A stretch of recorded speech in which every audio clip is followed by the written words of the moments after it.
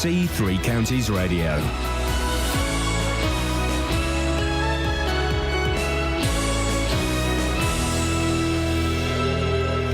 It's 6 o'clock. I'm Simon Oxley. The headlines: MPs criticise investigations into Trojan Horse Schools plot, police told to drop Cyril Smith inquiry, and criticism of store opening in Aylesbury. BBC Three Counties Radio. MPs have criticised the investigations into claims that hardline Muslims plan to seize control of several schools. 5 separate inquiries were held into the so-called Trojan Horse plot in Birmingham, but no evidence was found. More from Gillian Hargreaves. In a scathing assessment, MPs said the 5 inquiries carried out by the Department for Education, Birmingham City Council, Ofsted, West Midlands Police and the Education Funding Agency, which oversees academies, duplicated work and didn't share knowledge. Ofsted was criticised for an inability to identify problems at some schools, which it had previously rated as outstanding. In response, the school's inspectorate said sudden changes in governance and leadership had led to rapid deterioration in standards at the schools. Claims have emerged that police who uncovered evidence of child sexual abuse involving the Liberal MP Cyril Smith in the 1980s were ordered by senior officers to abandon their investigation. BBC Newsnight has been told they were threatened with the Official Secrets Act if they ever spoke of the case again. The incident is understood to be one of 14 allegations of serious corruption at Scotland Yard that are being investigated by the Independent Police Complaints Commission. A Labour MP is criticising the opening of a new store in Aylesbury which charges high rates of interest to people in rent-to-buy deals. More from Tony Fisher. Yvonne Fauvargue has chaired a parliamentary inquiry into rent-to-own companies like Bright House. She says there's a real lack of transparency in the weekly payment charges and people are not being properly told how much they're going to have to pay. On its website, Bright House says the vast majority of their customers take out a finance credit agreement with them and they publish a lending charter which they strictly adhere to. The government is increasing the minimum pay for apprentices by considerably more than its independent advisers had recommended. Business leaders have called the 20% rise to £3.30 an hour disappointing. Excuse me. The national minimum wage is going up to £6.70 in line with the Low Pay Commission's advice. Hitchintown Football Club has secured its future in its current home after plans to build a supermarket on Topfield were dropped. Chief Executive Andy Melvin says public support helped the developers change their mind. When it all started to kick off, they started to realise that, well, perhaps this is not a good idea. And obviously, it was a big superstore chain that was interested, and I think they decided they weren't interested anymore. So I think all these things made an impact on the result. In sport, Reading are through to the FA Cup semi-finals after a 3-0 replay win over Bradford. Reading will face Arsenal in the Wembley semi-finals. In the Premier League, Liverpool won 1-0 at Swansea. And there's a full Football League programme tonight with matches for promotion challenging Watford, MK Dons, Wycombe, Luton and Stevenage. The weather, cloudy with some showers this morning, brightening up with some sunny intervals this afternoon, a maximum temperature 9 degrees Celsius. And you can get the latest news and sport online at bbc.co.uk/Three Counties.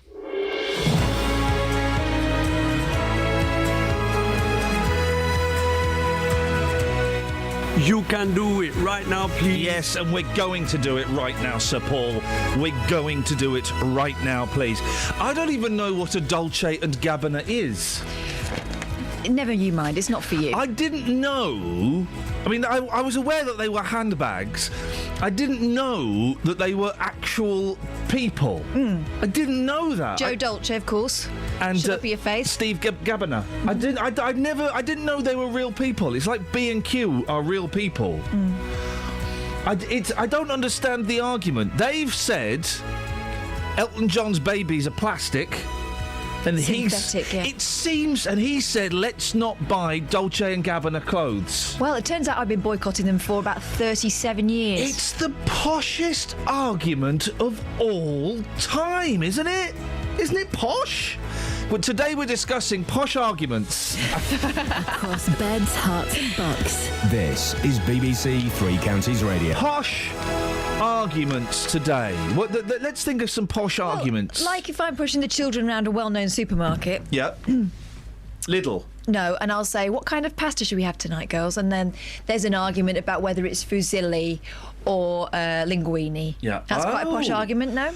Oh, well, yeah, OK. If we're going to do Tea Time Kids, we have an argument about whether the boys had an argument the other day about whether to go to Wagamama's or Yo Sushi. Wow, those kids. Flipping, how middle class are they? Upper middle. My daughter has she's let me down. Let's write this on the whiteboard. She's obviously she's a product of two quite common people. Yeah. But she's told me the other day she doesn't like Domino's pizzas. She'd rather have one from the supermarket. Oh. I mean, whose is this kid? She's some sort of changeling. Posh arguments. It's on the whiteboard, so it's happening. You be careful with that. Yeah, I know. I'm getting caught up. Posh arguments. 08459. I'm not going to give out the number in the first hour because no one calls in. It looks like someone's taken a bite out of the corner of your whiteboard. Yeah, I've taken the rim off. The rim always makes me very uncomfortable, dear listener. So, what other celebrity posh arguments might there be? This is what I'm trying to... so I'm just fiddling with my knobs. There we go. Posh celebrity arguments. What, in the past? Has the Queen ever fallen foul of... she ever had an argument? Well, her and Diana, that was quite a posh argument. She didn't really argue with her. She just didn't had her talk to her done. anymore. No, she never had it. No, I mean, that's what I mean. She just didn't talk to him. She had her done. She didn't talk to him. Well, that's what that phrase means. Oh, Plebgate. That was a posh argument, wasn't it? Well, no, because the police weren't posh, but they weren't plebs. Well, exactly, you see. It was about class. Posh arguments this morning. Kelly Betts, you're quite posh, aren't you? Oh, the phones are ringing already. I mean, arguably... Maybe because I've just libelled the Queen. Arguably, this Clarkson thing, or whatever happened, was Not quite posh. a posh argument. Not posh. Why? He's posh. No. No. Juice is probably quite posh. It's... No. It's a bloke. And it was over a steak. It's a bloke scuffle. Oh, you reckon? It's a bloke scuffle. That's all it is. Right. That's all it is. Oh! I know, the Saatchis. That was a posh argument. Oh. Well, is domestic abuse posh? No, but he did it in a very posh restaurant. Andy? Yeah. Hello? Hello. Are you really quiet, or is it my ears that are quiet? It's probably because I'm in my car, that's probably... Yeah, you are. Can you get a bit, Cockier. Louder. louder? Andy, can you think of any posh arguments? Posh argument? Yeah, that's what we're talking about, mate. I assume that's what you called in for. No. Oh, what have you called in for then, And? I called in because you were saying yesterday that your main point today was about how are you? Hey! A listener with a memory! All right then, Andy. How are you? I'm not that well, really. Go on. I'm actually going to the gym at the moment, which I do every day. I go swimming, do 60 lengths, because I've got a lot of problems with my knee. I'm going to need a new knee soon. Hey. And, are you allowed to choose the colour? I don't think so. Okay. Just I don't know much about knee transplantation. Yeah, well, it's quite a difficult thing, but it's quite common these days. Yeah. I've had both my hips replaced already. Flippin' heck, Andy, what's wrong with you? Do you know what? You are the... I know quite a lot of men. How old are you, Andy? I'm 63. Right, bingo. Do you know what your problem was? I'm too guessing. old. It's too old. No. Playing football on a weekend, going to work on the Monday. Yeah. It sounds like a weird thing, but my neighbour's just had the same thing, and he thought it was his hip, but actually it was his knee, and because he was overcompensating, it went down to his hip and all this stuff, and it was because you don't give yourself enough recovery time. Are you? And I say this, and this sounds like I'm being flippant, Andy. I'm not. I'm always one. If I've never had anything removed from my body, and I wonder if you do have something removed from your body, are you allowed to keep it? For example, have you got your hips? Will you be taking your kneecap home? No, I haven't, but what you do get, which is quite interesting, you do get the X-rays, and it's quite interesting before and after. Yeah. Yeah. I was wondering if you could make a yarmulke out of a kneecap. No. You couldn't do that, or a brooch, or something for Mother's Day. I don't know if your mother's still with us, Andy, but what a great, if she were, what a great gift, giving a bit of her son back. Yeah. She is still going. She's 91, but she's still going. Give her a kneecap, Andy! Everyone needs a patella in their life. Andy, thank you very much indeed. What a great call. Patella? That's isn't that a Spanish dish with lobsters in? Oh, yeah, silly me. Kelly's got some news for us. Kelly? I forgot the song that you want, Oy. and I don't know if we're on air in Buckinghamshire. So if anyone's in Buckinghamshire, Why would you know? And they because our lights flashing, which means we're off air in Buckinghamshire. Okay, well, we can say something specifically for Buckingham. Yeah, you all suck, Bucks. Everybody who lives in Bucks sucks. So if you You can't guys hear are us, losers, and I'm call glad us. you can't hear us, because you sucks, Bucks. That'll be Bucks on the phone. Oh, we should probably do this. Yeah, let's have. Can you give me some breathing sounds? I'll give you a breathing sound. Call 08459 455 555. BBC Three Counties Radio. Now, MPs are questioning the actions of Ofsted in the latest report into the Trojan horse scandal. Their comments come in the latest report into an alleged plot by hardline Muslims to take control of a number of schools and governing bodies in Birmingham. It's uncovered a worrying and wasteful lack of collaboration between the numerous inquiries into the situation. Catherine, give us the background to this. Okay, so Oh, sorry. this latest report is from the Education Select Committee, and it's talking about a situation that started back in March 2014 when Birmingham City Council revealed it was investigating a number of schools after receiving an anonymous letter. Now, this letter talked about something called Operation Trojan Horse, which appeared to be a plot by some Muslim groups to take control by installing school governors and getting rid of certain head teachers in favour of their own. Now, this letter is now widely believed to have been a hoax, but it's the way the whole thing was handled that MPs have been looking into this time around. They're concerned that several separate investigations ended up clashing and undermining each other. Yeah, there were 5 investigations going on at the same time, and they were conducted by the Department of Education, Birmingham City Council, Ofsted, West Midlands Police, and the Education Funding Agency, which oversees academies. Now, the MPs on the committee found that the number of overlapping inquiries contributed to what they're calling the sense of crisis and confusion, and the number of reports coming out at different times and often leaked in advance was far from helpful. So the scope for coordination, according to this report, between inquiries by the Education Funding Agency, Ofsted and others is restricted by their statutory roles, but more coordination could and should have been achieved. All the reports included recommendations that went far beyond the situation in the particular schools concerned, and the Department for Education should draw together the recommendations from all the investigations and set out its response. I heard a rumour that Ofsted doesn't come out too well in this either. Not at all. According to this report, there was an inability by Ofsted to identify problems at some schools on first inspection, which, according to MPs, raises questions about the appropriateness of the framework and reliability and robustness of Ofsted's judgments and how they're reached. Don't know what that means. Well, it gets to the very core. It's suggesting that Ofsted don't know what they're doing. Okay. The committee says confidence in Ofsted's been undermined and efforts should be made by the inspectorate to restore it in Birmingham and beyond. OK, well, we'll have more on that a little bit later on, I think, Catherine. Well, I mean, I was going to say that this sort of had, although that this letter is now widely believed to have been a hoax and no evidence of radicalisation was found, there's been knock-on effects because there's been a move towards ensuring that all schools are teaching appropriate Britishness and democracy and tolerance. Yes. Now, you'll know that that's a standard that's already caught out a couple of local schools around here. You remember the Olive Tree Primary School in Luton was flagged up by Ofsted, who suggested it promoted fundamentalist views which do not support pupils' development for life in modern Britain. Now, something its head denies. And also, more recently, the Rabia Girls and Boys Academy, again in Luton, was accused of holding back girls' education, restricting them to domestic science while the boys had access to labs and gym equipment. Again, the school argues there is no bias, but they've been told to do more to offer equal opportunities. OK, Catherine, stay there. Why don't you? You're getting old and it's hard for you to get up these days. Ben's in Wickham blimey, in Bucks. Good morning, Ben. I'm assuming you're calling in to tell us you can't hear us. No, I can hear you loud and clear on DAB, sir. Oh, flipping heck. Have you heard everything we've said so far? Well, you said it. I never said it. Every single word. Hey, Ben. Oh, she told me to say it. I never said that. She told me to say it. She's the producer, Ben. Well, I might have to reconsider my point of view of your programme. Get me out of this one, Catherine. Quick, dig. Ben, I would entirely encourage you to do that. Listen, consider us completely. No, when I said Bucks sucks, what I meant was... Yeah, go on. Go on. Bucks. Yeah, go on. Got to be so careful. What's Bucks. it sucking on? The lollipop of your imagination. It's the best place to live. The best county out of all of them. We were talking about lollipops yesterday, weren't we? Yeah, we were. Hey, Ben, Ben, I can turn this around. Uh-huh. How are you feeling, mate? Excellent. There we go, Ben. Thank you very much indeed. I think I managed to swing that. Speaking of swingers, here's Mark in Bletchley. Good morning, Mark.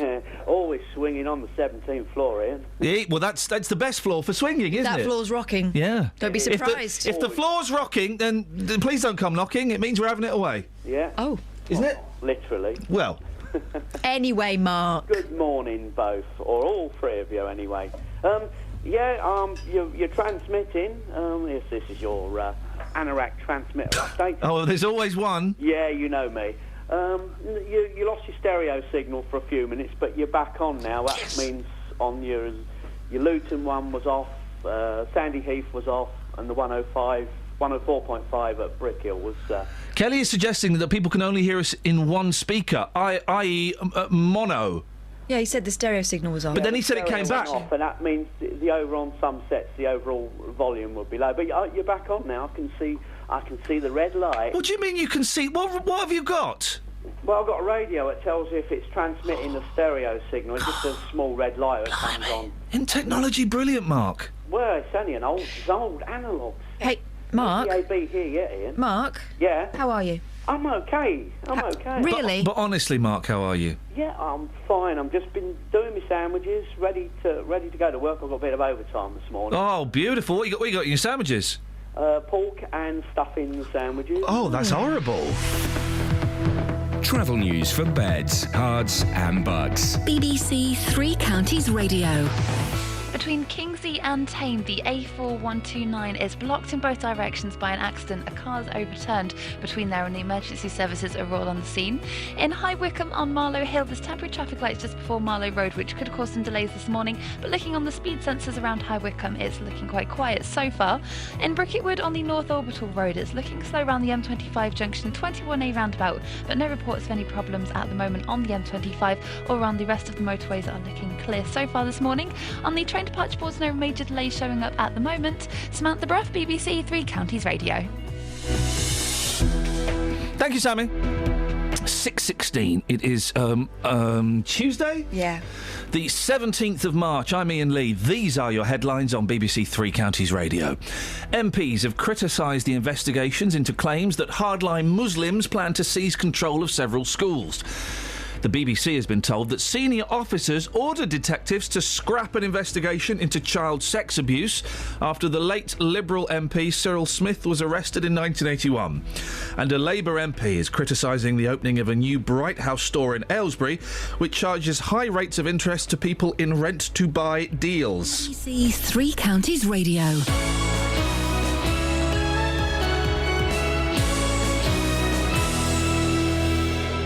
As the general election gets closer, we want to know what you really think. Sometimes it gets a bit boring, I think. But we kind of feel like nothing changes. Parliament really needs a good shake-up. We're holding a number of debates across Beds, Herts and Bucks, focusing on the biggest issues. The national health, I think that's a big concern at the moment. Immigration, probably. I think education more than anything. If you'd like to take part and have your say, you can register your interest right now. Email 3cr@bbc.co.uk or call 08459 455 555. I always do the vote because I think it's my right to vote. Election 2015 on BBC Three Counties Radio. Chris is in Hitchin. Good morning, Chris. Hi, Ian. How you doing? You seem to have sorted the sound out now. It seems to be improved those speakers in the car. It's literally, Catherine and I were on our hands and knees in the studio. Yeah. And despite that, someone fixed it. Hey! Can I have my spanner back? To Dunstall yet, is it? You know, trying to get all the technology moved over there? Oh, we're not going to be there for ages. Yeah, okay. I don't think we're ever going to go to Dunstable. I've stopped believing in it. No. I think it was a fairy story. It's a carrot that's being dangled in front of our faces, Chris. the Dunstable carrot. Yeah. How are you guys? Are you all okay in there? Oh, don't ask. No, he's got to ask. How are you? Where's J-Dog? What are you doing with him today? Is he out in the mist and rain? J-Dog is out and about. We're not sure what we're going to send him out on, actually. But we're going to speak to him in a minute about this Bright House story. Oh, yeah, we'll talk to him. So glad you asked. That was a nice segue. Yeah, well, I'll tell you what, Chris. My bottom is very sore. Oh, really? Yep. So, should we not go there? Oh, OK, you asked how I was. I was answering the question, okay, but that's carry fine. On, then. No, I'll wait for somebody who's interested. Okay. But How am I? mine's fine, just in case you're wondering. Oh, hang on. Chris just uttered How am I? the most pathetic, and in its literal sense, pathetic sentence ever. What did you just say, Chris? How am I? How are you, Chris? Well, I'm okay at the moment, but I'm about to start a shift till the 6th of April in London, working at the Ideal Home, and it's non-stop, every day, 8 till 6, and then a couple of 8 till 9 o'clock at night. So I want you to ask me how I am on the 6th of April when I get back, or the 7th of April. We're only asking it today, I'm afraid, Chris. I'm going to be strict with that. Webby? Morning, mate. How are you, mate? I'm feeling a lot better than I was 20 minutes ago. Why? What happened? I was having to listen to Radio 1. Yay. Gosh, why would you do that? Exactly. Are those guys still going? That's all I heard. Bum chicka bum chicka bum chicka bum. Yeah, bass coming through my speakers. Yeah. You know I'm all about the bass. Back the bass. Back the treble. No. I'm all about the bass. I'm glad it's all sorted anyway.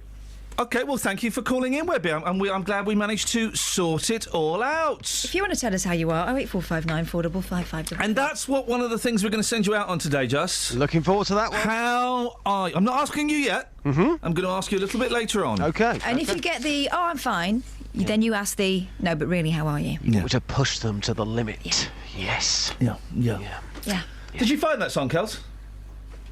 It's just saving. It's really slow. OK, Well, it's an old song. We'll wait. Okay. Come on, what's the tune? It's a good song, man. Tease the dog, come on. It's Mama Cass before she was Mama Cass. Ooh. Forget I'm doing other stuff. I know you're very busy and you are excellent at doing it. The phones have gone mental today, Just. It's a great phone-in. It's just one of those phone-ins which I think ticks all the boxes. Well, we don't know yet whether it ticks the interesting content I haven't box. even made any boxes. It's Mama Cass before she was Mama Cass. Yeah. In a group called The Big Three. I bought it on vinyl at the weekend. Yes. Found a record shop in Birmingham. Brilliant, discovery. And it's and I played it last night thinking, oh, this ain't going to be much good. It was flipping brilliant. Now, the Big Three, were they signed or were they unsigned at the time? They were signed. They were signed. They released a couple of albums. And they were excellent. Two fellas and Cass, wasn't it? Two fellas and Cass. Yes. Yeah. Come on, Kels. Come on. She's What's listen. those fingers? She is working overtime this morning. I mean, not literally overtime. She's working her designated hours. But, hey, exciting, very quickly, exciting rock day here at BBC Three Counties Radio as two rock legends are being interviewed by two radio presenting legends. Neither of them are coming into the studio, though. No. I know what's going on here. I know what's going on. Go on. You're going to be interviewing one of the Monkees. Correct. And Nick Coffer, who for some reason at the moment is getting all the big names. Isn't he? He's going to be interviewing one of the Kinks. He's got Ray Davis. Unbelievable. I know. 3:30 this afternoon, we're both interviewing rock legends. How exciting is that? It's amazing. Absolutely brilliant. Deal, say hello to Mark. Hey, Mark, how you doing? Hello. You all right? Yeah. How you feeling today? Oh, okay. You sure? Yeah, definitely. Sounds to me like there's a bit of an issue there. What's happened this morning, Mark? You sound a bit down. Mark? Mark, are you there? Mark? I told you this would take a dark turn. Hang on, he's... dark turn? I told you. He's there, Mark? Yeah, I'm here. What? Why so quiet?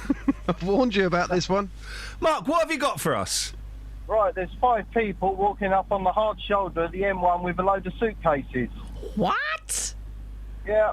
It looks like their car's broken down. They've left one person behind and they're all walking up towards Junction 10. They are desperate to get to the airport.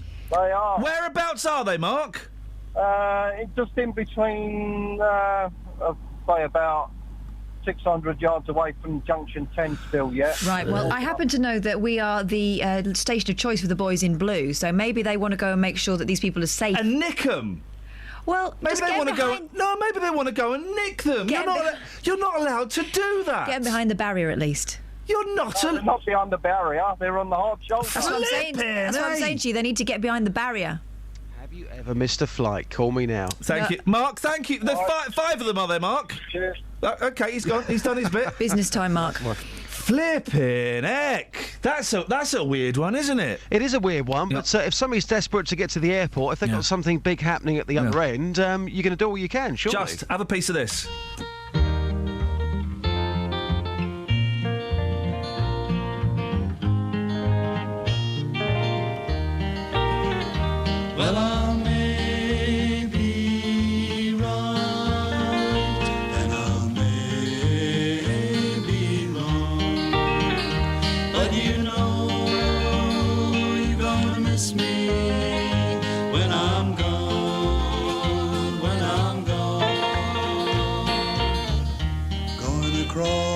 the mountain, I look for that rainbow sign. 15 miles on that lonesome road, and I'll be with that gal of mine. Oh yeah, I'll be with that gal of mine. Well, I may be right, and I may be wrong, but you know you're gonna miss me when I'm gone, when I'm gone. There's a lone star shining, shining so fair and bright. If I follow that star through the wind and the rain, I'd be with my darling tonight. Oh yeah, I'd be with my darling tonight.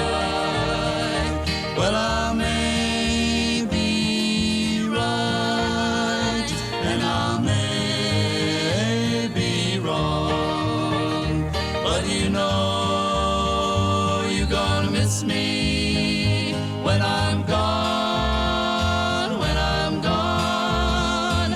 Well, I may be right, and I may be wrong, but you know you're gonna miss me when I'm gone, when I'm gone, when I'm gone.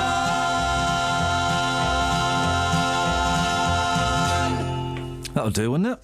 That'll do. Lovely. Right, we've got to crack on with this. Election scrap alert, boys and girls, ladles and jelly spoons. A Labour MP is criticising the opening of a new store in a shopping centre, which is part owned by the Conservative-run Aylesbury Vale District Council. Yvonne, how would you say this name, Catherine? Fauvergue? Forvarg. Forvarg, thank you. Iain Forvarg thinks the council shouldn't have allowed Bright House to set up in the Hale Lees Centre because it charges high rates of interest to people on limited incomes in rent-to-buy deals. She suggests it's morally wrong. Justin, Bright House, I've heard the name. What does it do? Basically, Bright House is a rent-to-own retail chain. Got about 300, well, just under 300 stores in the UK. In a nutshell, Ian, what you do, you buy electronics, appliances, things like washing machines, televisions, and you pay for them in weekly payments instead of paying for them up front. So obviously in the long run the items are going to be a lot more expensive than paying for them in a one-off payment, but that's where the concern comes in here. The whole concept of people going into debt to buy everyday items. On their website, what Bright House say is that the vast majority of our customers take out a finance credit agreement with us, and it's important that we form a long-term relationship with our customers. So you're paying for something over maybe 2 years, and that is going to cost you more money. And a Labour MP is against these sort of companies? Yes, Yvonne Farag has chaired a parliamentary inquiry into rent-to-own companies like Bright House. She's concerned because, as we mentioned there, ultimately these things are going to cost a lot more in the long run. A washing machine that you could buy in John Lewis, for argument's sake, for a few £100s, which would include a 5-star service plan. If you go with Bright House, it could cost you something like £1,800. That's according to Yvonne. She also says that during the inquiry we found there was a real lack of transparency in the weekly payment charges. There is a lot of people who she believes are concerned about companies a bit like Bright House. But a local Conservative MP supports Bright House. Yeah, and it's a weird one, this, because, you know, for me it's a service which is there. If people don't want to use it, they don't have to use it. Richard Harrington, the MP for Watford, he told us that he did have a lot of reservations about Bright House, but after going on a tour in one of the local stores, he thinks in actual fact they're a good thing. And both those people will be joining you live on the show a bit later. Just take How You Feeling to the streets. We'll speak to you just before 7. Yeah, no problem, boss. Cheers, Modest. Ta-ta. It's an interesting one. You remember when people used to rent tellies? I was going to say Rumbelows and what was the Radio rentals. Radio rentals, mental radio rentals. That was it. Of course, I am old enough to have. When I lived in a shared house, we rented a VHS video recorder, and you paid, I don't even know what it was, a couple of quid a week, and you never owned it. So, surely it's just an extension of that, isn't it? But at the end of it, you get to own it. I don't know. Well, we'll speak to them both later on. Your thoughts on that, please. Let's get the Trav. Travel news for beds, cards and bugs. BBC Three Counties Radio. On the motorways, no major problems reported so far, although on the M1, Mark did call to say earlier on that there are 4 people walking around with suitcases around junction 10. We are looking for them on the cameras, but we can't see them just yet, but they could be causing a hazard on the M1. It also looks quite shiny and wet on the roads as well, so visibility could be a problem with the mist and fog this morning too. In Kingsley on the A4129, in both directions between Kingsley and Tame, that's been blocked by a car that's overturned between Haddon Road and the Kingsley Road junction. And in Milton Keynes on the A421 Standing Way, looking at the speed sensors around the Kingston roundabout, it's not looking too bad at the moment, but expect delays later on because of the roadworks there. Samantha Bruff, BBC Three Counties Radio. Across beds, hearts and bugs. This is BBC Three Counties Radio.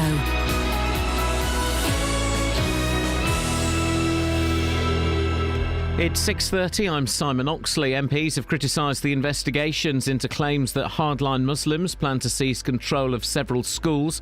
The BBC has been told that senior officers ordered detectives to scrap an investigation into child sex abuse after the late Liberal MP Cyril Smith was arrested in 1981. And a Labour MP is criticising the opening of a new Bright House store in Aylesbury, which charges high rates of interest to people in rent-to-buy deals.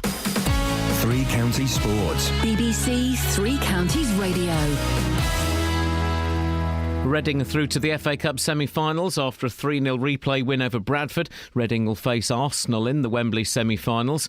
In the Premier League, Liverpool are 2 points behind 4th place Manchester United in the race for Champions League places after a 1-0 win at Swansea. There's a full Football League programme tonight. In the Championship, 2nd place Watford go to struggling Wigan. Midfielder Ben Watson comes up against his former club and says the players are focusing on Hornets fan Nick Crewis, who's still fighting for his life in hospital. No one deserves what he got. He went to watch a game of football and ends up in a coma, which is terrible, and hopefully he continues to get better and he can pull through, and as I say, every win we get now will be dedicated to Nick. In League One, Milton Keynes Dons travel to Oldham with the playoff place looking more likely than automatic promotion for Carl Robinson's side. While we're missing our players at key stages, it's difficult to find that form that we were magnificent doing. But is your mind starting to think about planning for the playoffs? Well, let's get in the playoffs first, and then if we can keep going and push for automatic, we'll do that as well. In League 2, 2nd placed Wickham host Accrington, Stevenage are at Exeter, and Luton go to Newport. Skipper Steve McNulty is expected to be fit after coming off in the defeat to Portsmouth, with manager John Still still aiming for automatic promotion. Absolutely. We need to try and find a way of winning maybe 7 games. Draw here and draw there. That's what we need to try and do. We've done it before. That's what we're going to be trying to do again. Away form's been shocking. Away form has not been good. It hasn't been good. So only go one way, can't it? And there's coverage of all tonight's matches on Three Counties Sport tonight from 7. In the Champions League, Arsenal are away to Monaco tonight, trailing 3-1 from the first leg of their last 16 tie.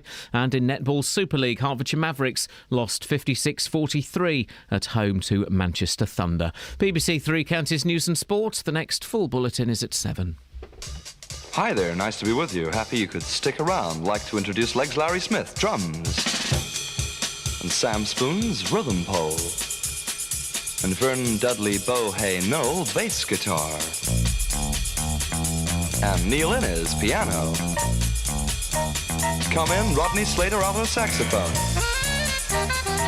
With Roger Ruskin Spear on tenor sax. Hi, Vivian Stanchel, trumpet. Big hello to Big John Wayne, xylophone. And Robert Morley, guitar. Billy Butlin, spoons. And looking very relaxed, Adolf Hitler on vibes. Nice. Princess Anne on sousaphone.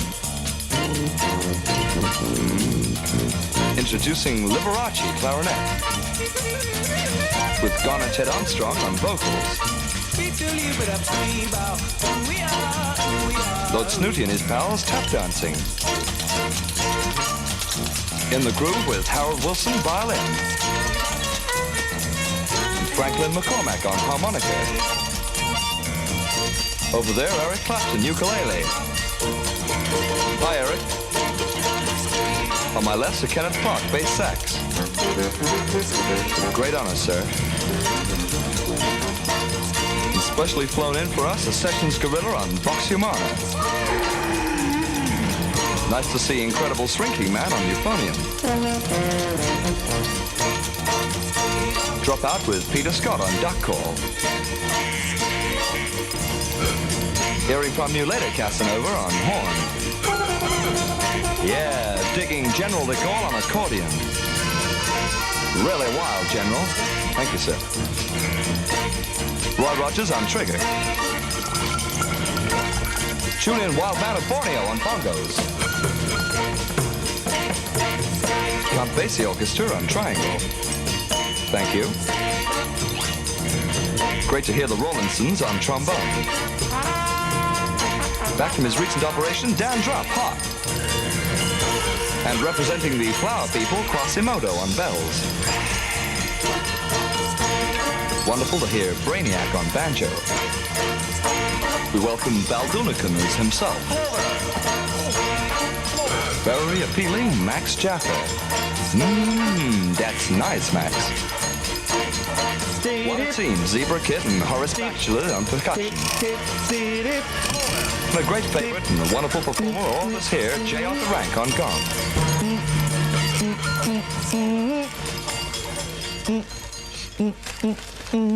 There's not a lot in the papers today. Fighting in a comedy club. Have you seen this one? Oh, yeah, over Jeremy Hardy, who I like Jeremy Hardy. But he's not a kind of angry type. No, he's a cardigans and slipper kind of guy. Outrageous. Two women brawled at a comedy club because one was laughing too loudly. I would suggest that maybe some booze had been taken. Yes, yes. Performer Jeremy Hardy said there was actually a full-on physical fight. Police were called to the brew house in Burton Staffs and both were thrown out. The Radio 4 star said this is the first time it's ever happened, but it was really quite exciting. That's a posh argument. Yeah. That's a posh argument, because he's very middle class and he is... He's quite Waitrose, isn't he? Yeah, I saw him years ago when he was kind of being tipped to be bigger than he actually became. And he was wearing a cardigan and was very charming and very, very delightful. Fair play. Posh Arguments were discussing this morning after the whole Elton John, Dolce & Gabbana debacle that's going on. So one of the Gabbanas, or Dolce... said that... did he say that gay couples shouldn't have children? Yeah, he says that it's not the natural order of things. Well, it isn't. You should just it isn't natural. In the, and I'm not saying it's wrong, but it's not natural in the literal sense of natural. Mm-hmm. So he said that gay couples shouldn't have kids, and also that IVF was they were synthetic babies. Yeah. And so Elton John has had a hissy fit and said, well, we should all boycott Dolce & Gabbana's clothes and bags. So effectively, and I don't like your blouses. Yeah. Yeah, exactly. It's just all your views. It's a very, very posh argument. You've probably never seen a posh argument, have you, Kelly? No. There we go, you see. I had a pair of D&G shades once. I lost them, so effectively I've taken part of the boycott. Were they real D&G, or were they... Yes, they were. They were D&G. They weren't Dolce & Gabbana. They were like the diffusion line. I probably got them from Katie Maxx, whatever it's called. How are you feeling, Kelly? I'm all right, actually. But seriously, how are you feeling? Yeah, I'm all right. OK. She's an enigma. There's a brilliant... You'll like this one, Kelly, because it involves... Oh.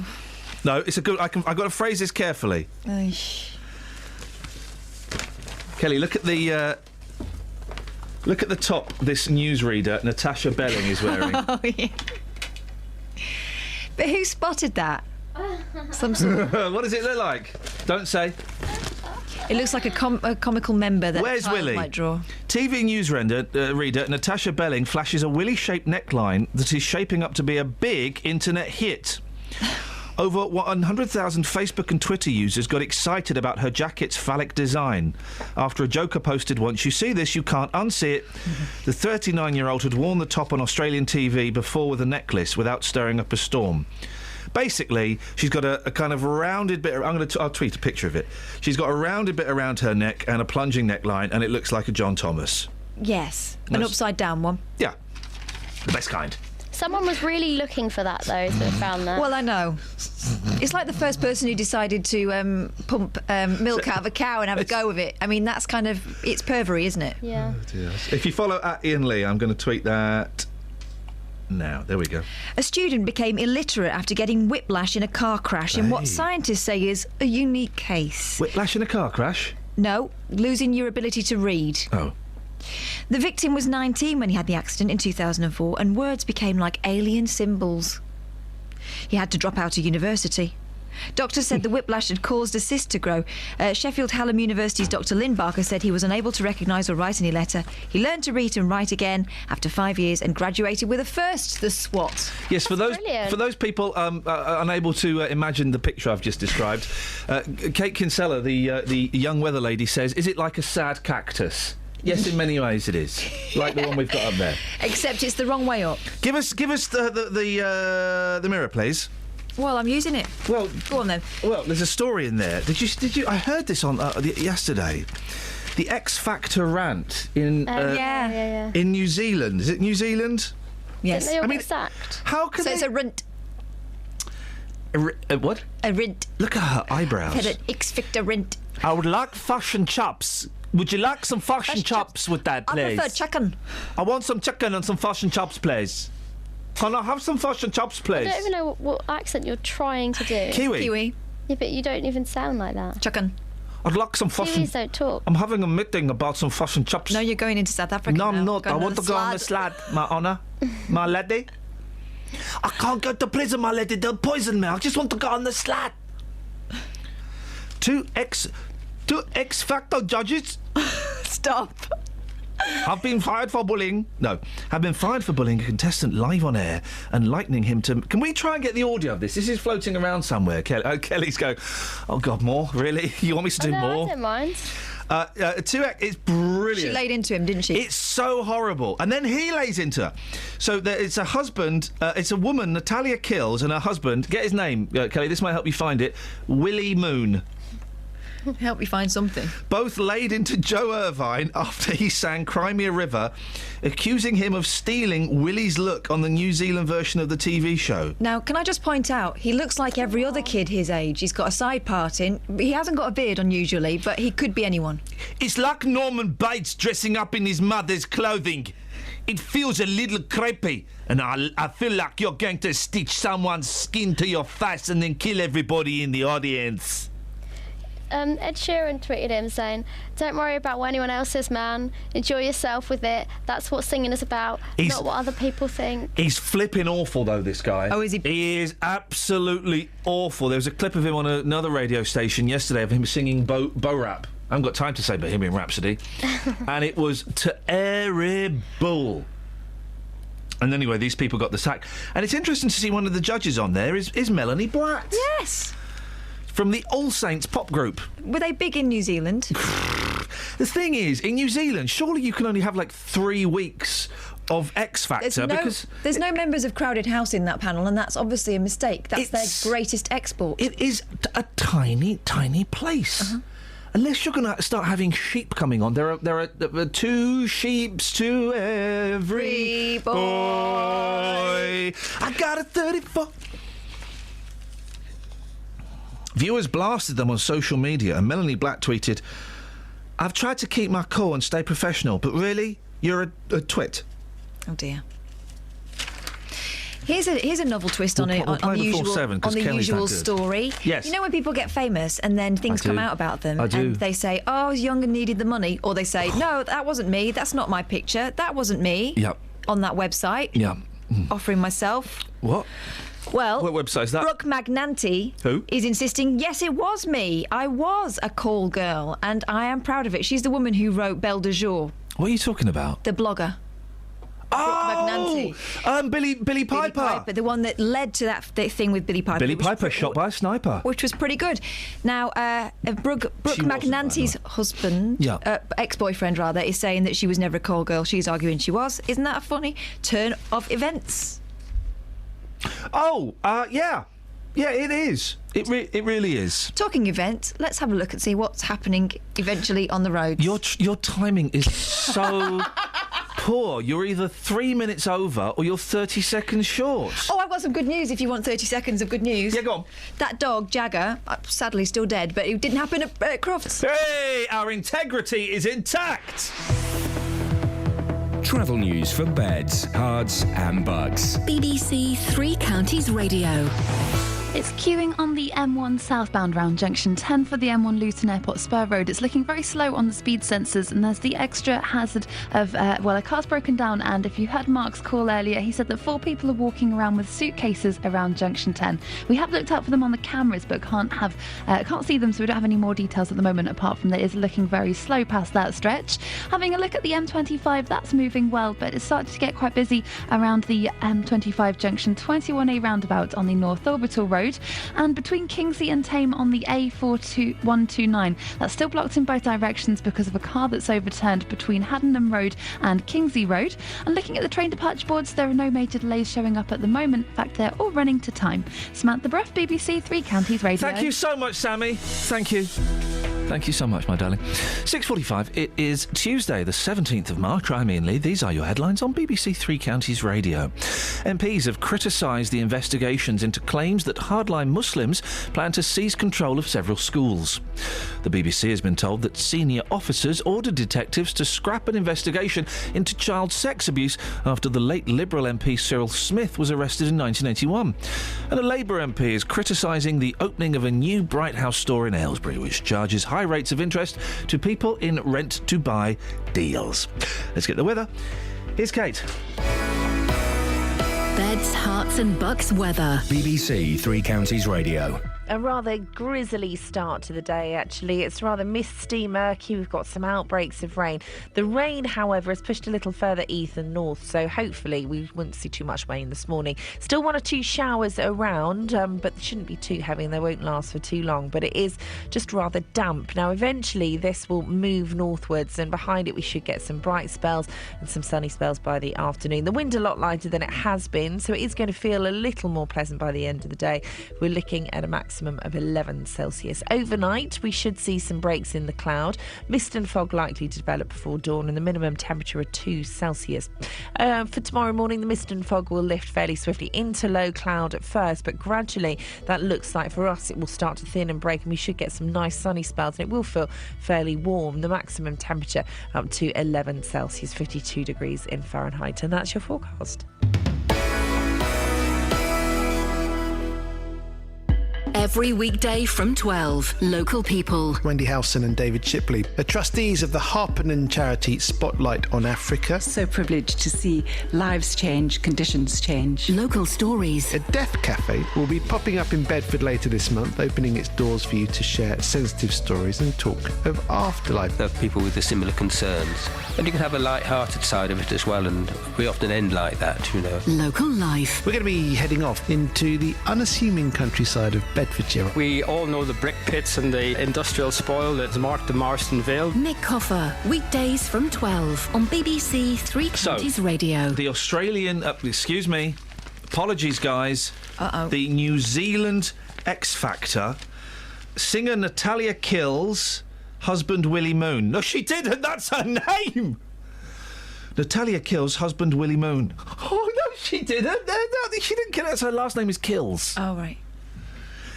Singer Natalia Kills husband Willie Moon. She didn't. That's her last name, Kelly. Singer Natalia Kills husband Willie Moon. She didn't. All right. Okay. Go. Okay. Singer Natalia Kills husband Willie Moon. She didn't. That's her last name. Her last name is Kills. Singer Natalia Kills husband Willie Moon. She didn't. Both laid into Joe Irvine after he sang Cry Me a River, accusing him of stealing Willie's look. Oh. The clip is only of her, though. Fine. Listen to this. This is flipping nasty. Ladies and gentlemen, I am just going to state the obvious. We have a doppelganger in our midst. They think she's being nice. Yeah. Woo! I, as an artist who respects creative integrity and intellectual property, On the I'm X Factor. disgusted at how much you have copied my husband. From the hair to the suit, do you not have any value or respect for originality? You're a laughing stock. It's cheesy. But don't it's you copy disgusting. Cleopatra? I personally found it absolutely artistically atrocious. See, I would say he's not copied Willie. He looks more like... Is it Colin Firth? Yeah, or Bublé or any... Yeah, he's copied anyone who's got... number of side passing wearers. He's only wearing a suit, isn't he? Is it- The designers would have put Oh, on say it. that again. That was really sweet. He's only wearing a suit. Can you clip that bit for me and No. send it to me? Can you clip No. that bit for me and send it to me? Thank you. She'll forget. I won't. I won't forget. I won't forget. And I won't forget that either. 08459 455. It's on. 555. Let's have a little bit. Do you want to? Should we do a little song? Or do you want to talk? You want to talk? You want to No. talk? You talk, girl. Go, girl. I don't. Go, girl. I wanna see you smiling bright like the sunshine in my eyes. I literally just made that up. That's how good I am. Great. And Go, girl. I wanna see you smiling like the sunshine in my eyes. Oh yeah. Go, girl. Yeah. That is good, man. I love it. Thank you, Kelly. What are you doing Saturday from 8 p.m? I come think on I'm making introducing? love to you. What? Do you want to come on and introduce Yeah, me? totally. Come on in. Do that Can live. I? Yeah. Acapulco? And that's how easily it I happens. take my trousers off? Yep. Hey! That's how easily it can happen. That's not bad, is it, eh? Have some of that, Otis. And I'm still alive. Sitting in the morning sun, I'll be sitting when the evening comes, watching the ships roll in, and then I'll watch them roll away again. Yeah, I'm sitting on the dock of the bay, watching the tide roll away. Ooh, I'm just sitting on the dock of the bay, wasting time. I left my home in Georgia, headed for the Frisco Bay, 'cause I've had nothing to live for, and look like nothing's gonna come my way. So I'm just gonna sit on the dock of the bay, watching the tide roll away. Ooh, I'm sitting on the dock of the bay, wasting time. Look like nothing's gonna change. Everything still remains the same. I can't do what 10 people tell me to do, so I guess I'll remain the same. Listen, sitting here resting my bones, and this loneliness won't leave me alone. Listen, 2,000 miles I roam just to make this dock my home. Now I'm just gonna sit at the dock of the bay, watching the tide roll away. Ooh, I'm sitting on the dock of the bay, wasting time. Here comes the whistle.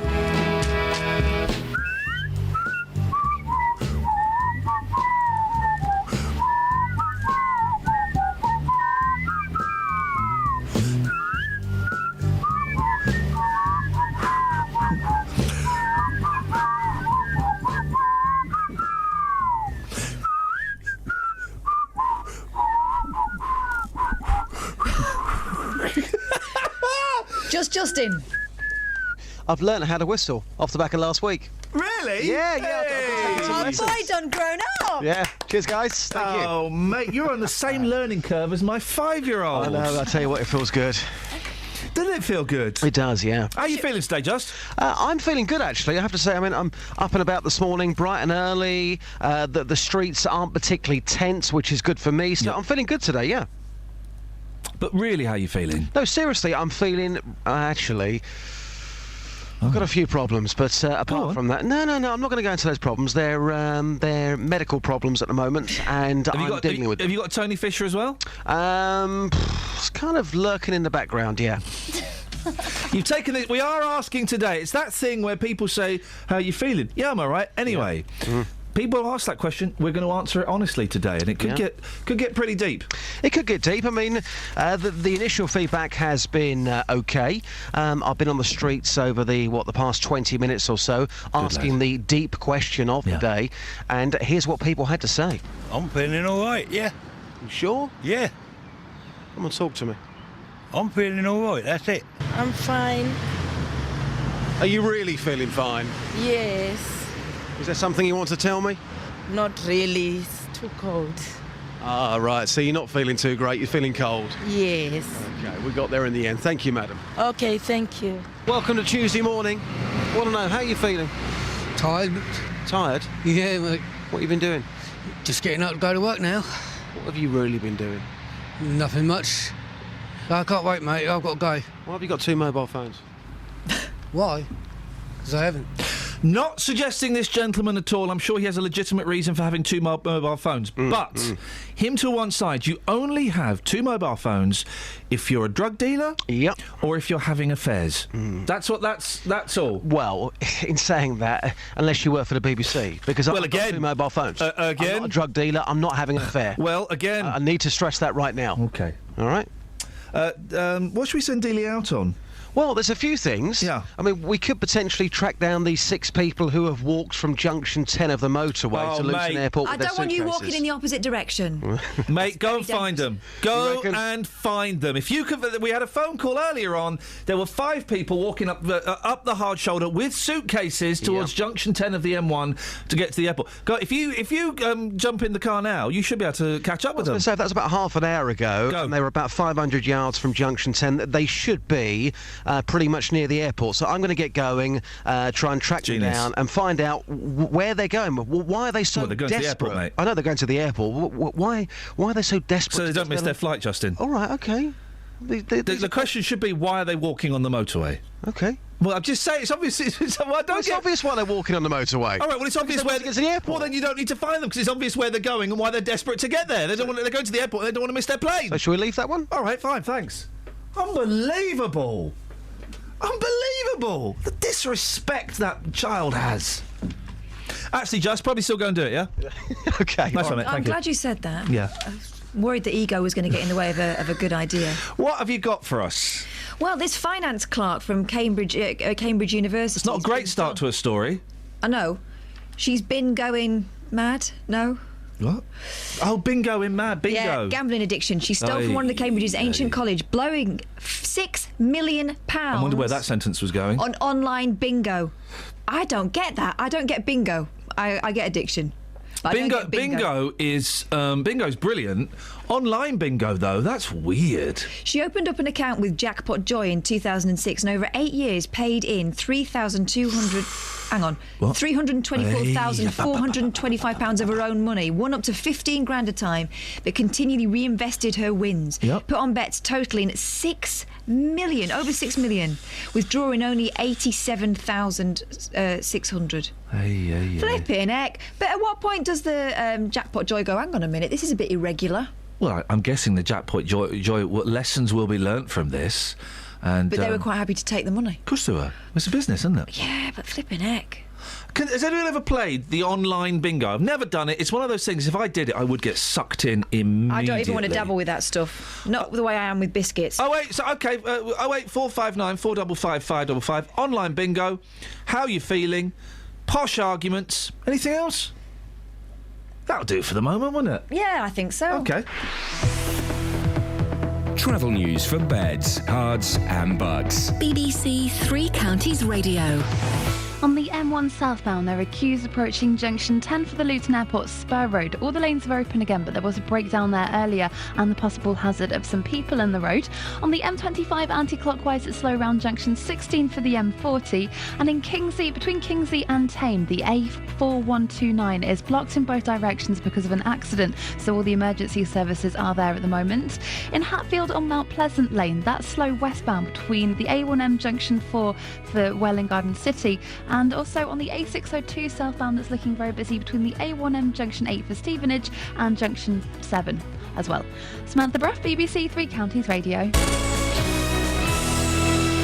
Thank you, Sammy.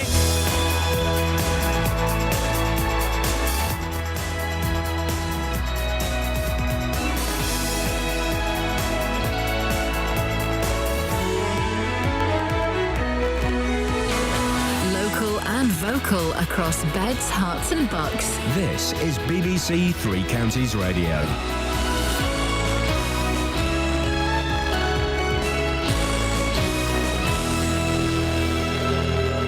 It's 7 o'clock. I'm Simon Oxley. The headlines: MPs criticise investigation into so-called Trojan horse schools. Claims police were told to drop Cyril Smith inquiry, and Hitchin Football Club to stay at Topfield. BBC Three Counties Radio. MPs have criticised the investigations into claims that hardline Muslims plan to seize control of several schools. 5 separate inquiries were held into the so-called Trojan horse plot in Birmingham, but no evidence was found. Graham Stewart chairs the Education Select Committee. We found that there were too many investigations, that they were overlapping and wasteful. And at the end of the day, we found that there was no evidence of radicalisation or of extremism or indeed of a plot in Birmingham schools, nor was there evidence of there being a systemic problem elsewhere. Claims have emerged that police who uncovered evidence of child sexual abuse involving the Liberal MP Cyril Smith in the 1980s were ordered by senior officers to abandon their investigation. BBC Newsnight has been told they were threatened with the Official Secrets Act if they ever spoke of the case again. The incident is understood to be one of 14 allegations of serious corruption at Scotland Yard that are being investigated by the Independent Police Complaints Commission.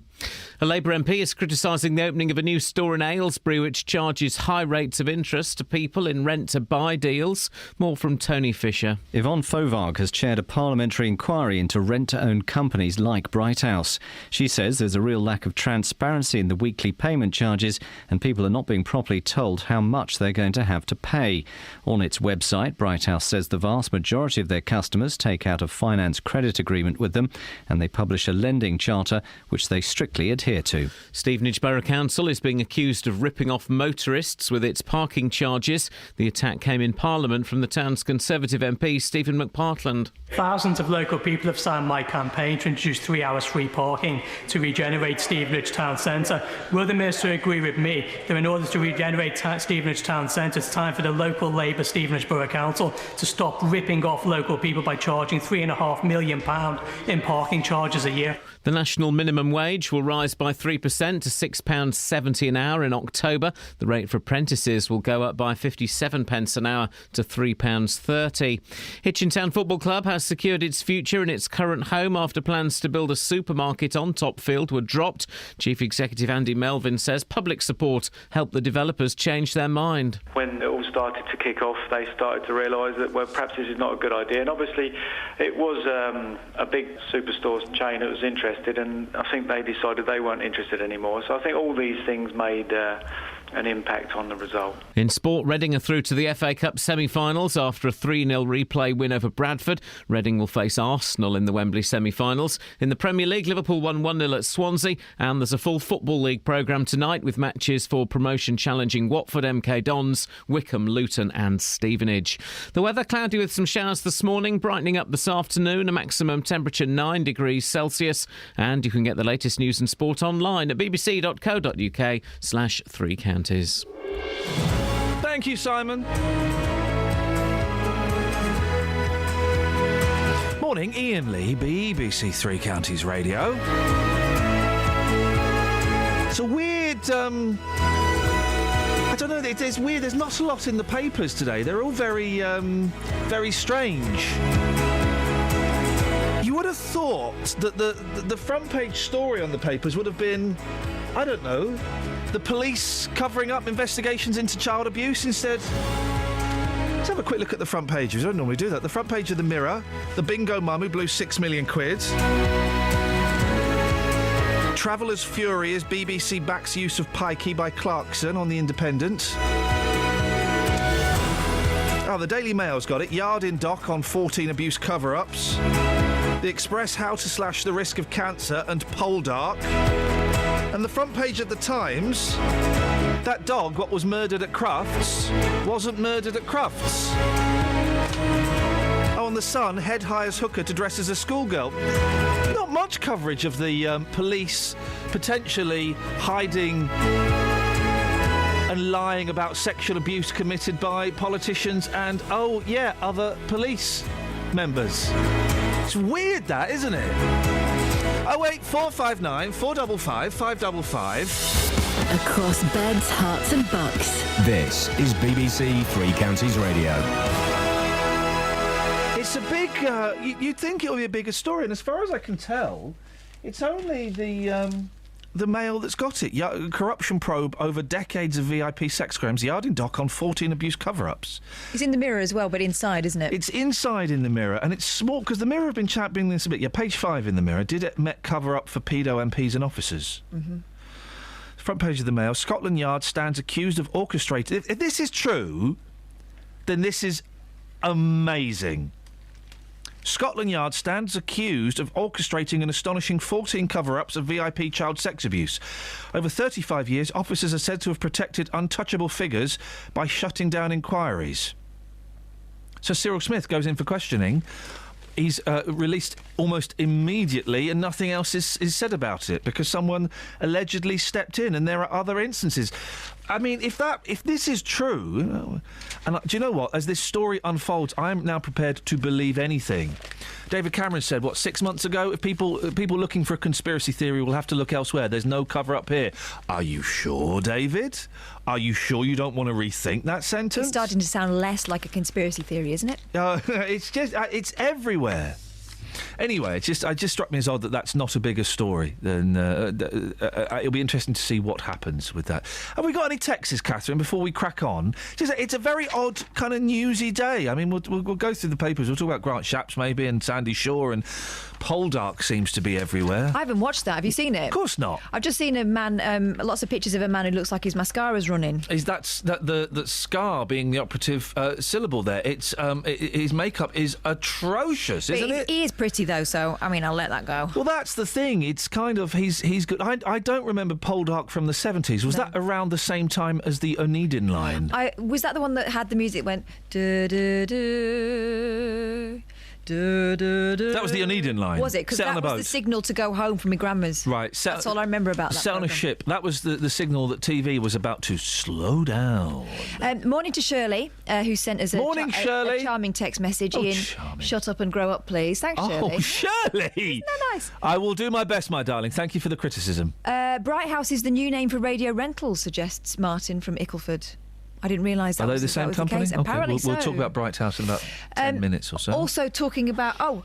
Justin, if you are looking for those people who were walking on the motorway, those pedestrians on the M1 North are now pushing the vehicle on the hard shoulder just after junction 9. Crazy system. Aye. That was about 6:30, though. Well, I'm sure the police would have spotted that on the camera and steamed in there and stopped it. Also, good morning, Bright House. There's nothing wrong with it, says Tony. In fact, it has a place in our society. Some people can't afford to buy products that they need for everyday living. I had the same problem 20-odd years ago when I wanted to buy a £40,000 house. Didn't have the money up front. You had to pay for it on HP terms through the bank. I had to pay for it over 25 years, costing me nearly $250,000. That's the way it goes. Well, I don't own the house yet. It belongs to the bank. We will speak to two MPs in about 10 minutes' time. One who thinks that Bright House is actually quite good, and one who thinks it's immoral. It's immoral and we shouldn't be supporting it. Catherine, we'll have some more texts in a bit. 81333, start your text 3CR, or 08459 455 555. Now, MPs have criticised the investigations into claims that hardline Muslims plan to seize control of several schools in Birmingham. 5 separate inquiries were held into the so-called Trojan horse plot. The Education Select Committee found a worrying lack of collaboration had led to crisis and confusion. No evidence was found of a deliberate plan to take over schools. Well, in the three counties, High Wycombe and Luton are two of the high priority areas set up by the Home Office as part of its approach to counter-terrorism. Pete Oliphant is the Deputy Prevent Lead for Thames Valley Police, which covers Buckinghamshire. Morning, Pete. Good morning, Ian. This confusion and all these different reports, it doesn't mean that there isn't a risk of radicalisation in schools, does it? No, I think the point being is that none of us can be complacent. Clearly, there's been a lot of cases in the media where youngsters have been drawn out to Syria and have been exploited when it comes to radicalisation. So clearly, the point being, we can't be complacent, and everyone should play their part. One of the problems highlighted here is various agencies kind of overlapping and clashing. How do you work with other agencies to avoid that? Right, you go and do this, and we'll do this, and so you're not wasting time or resources. No, and clearly I can only speak from a local perspective, but certainly our links in with Buckinghamshire, and I also work with Oxfordshire and the unitary authorities in Berkshire. We all work in very close partnership. The point being that we are constantly talking to each other, ensuring that we don't have those dangerous overlaps. What work are you doing with schools in the Thames Valley? How do you get involved?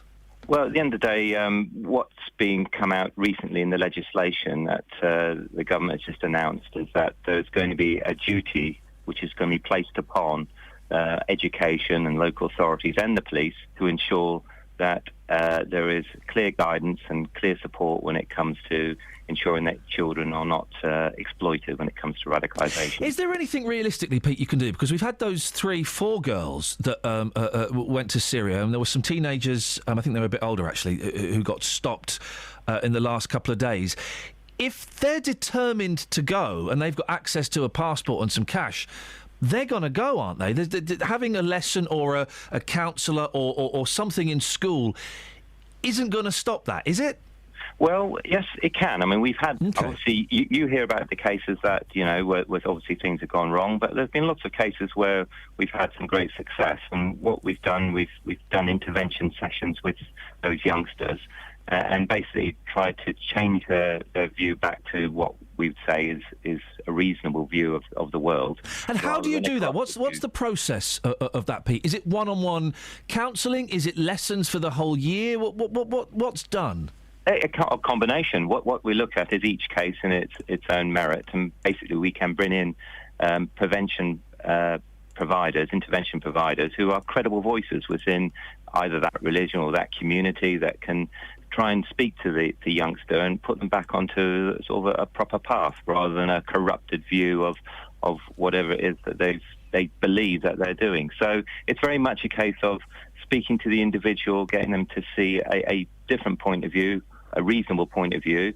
But if it's a class that also perhaps has taken on some strange ideas, we can go and talk to the individuals through our education partners, obviously, and they put in lessons which explain what reasonable and British values and all the other things that we would say is important for youngsters to appreciate. Pete, appreciate your time this morning. Thank you. Pete Oliphant is Deputy Prevent Lead for Thames Valley Police. Interesting, the use of the phrase British values. I mean, we won't do a phone-in on it, but it could easily be done. What are those British values? 08459 455 555. On FM, AM, online and digital radio. This is Iain Lee. On BBC Three Counties Radio. I am a little bit nervous because at 3:30 today I will be phoning up a monkey and interviewing them. For those even casual listeners to the show will know I'm obsessed with the monkeys, and I'm interviewing one a bit later on. You will hear at least a portion of that interview on the show, probably this week, maybe next week. Because it'll be me that edits it. I don't want no one touching that. So I'm a little bit nervous and I'm a little bit distracted. And then Coffer's got Ray Davis at the same time. It's all go here. It's all go. Now, we were talking. This show is officially supporting Electro Velvet and their Eurovision song entry, which is this. No. Gives me a chance to play this. Waffly versatile. This is our entry, guys, and do you know what? I've had enough of people knocking it and knocking Eurovision. Well, don't get on the run. We are 100% behind this song on this show. You might get wet out. And you should be too. You're bound to get sneezes or nasty diseases. Take good care when I'm not there. A waffly versatile. I'm talking about this because Sandy Shaw's in the papers. Now, you remember we spoke about Sandy Shaw the other day? There is a 60th birthday party for Eurovision. And Sandy Shaw was, she wasn't invited to be involved, and she was a bit peed off. Well, there's a Barney taking place now. She brought home Britain's first ever Eurovision title in 1967 with Puppet on a String. And last week claimed she'd been snubbed by the BBC, which hasn't invited her to take part in a televised concert. Well, now Sandy Shaw is on the receiving end of an extraordinary attack from the winning song's co-writers Bill Martin and Phil Coulter, who say the BBC was right to snub her.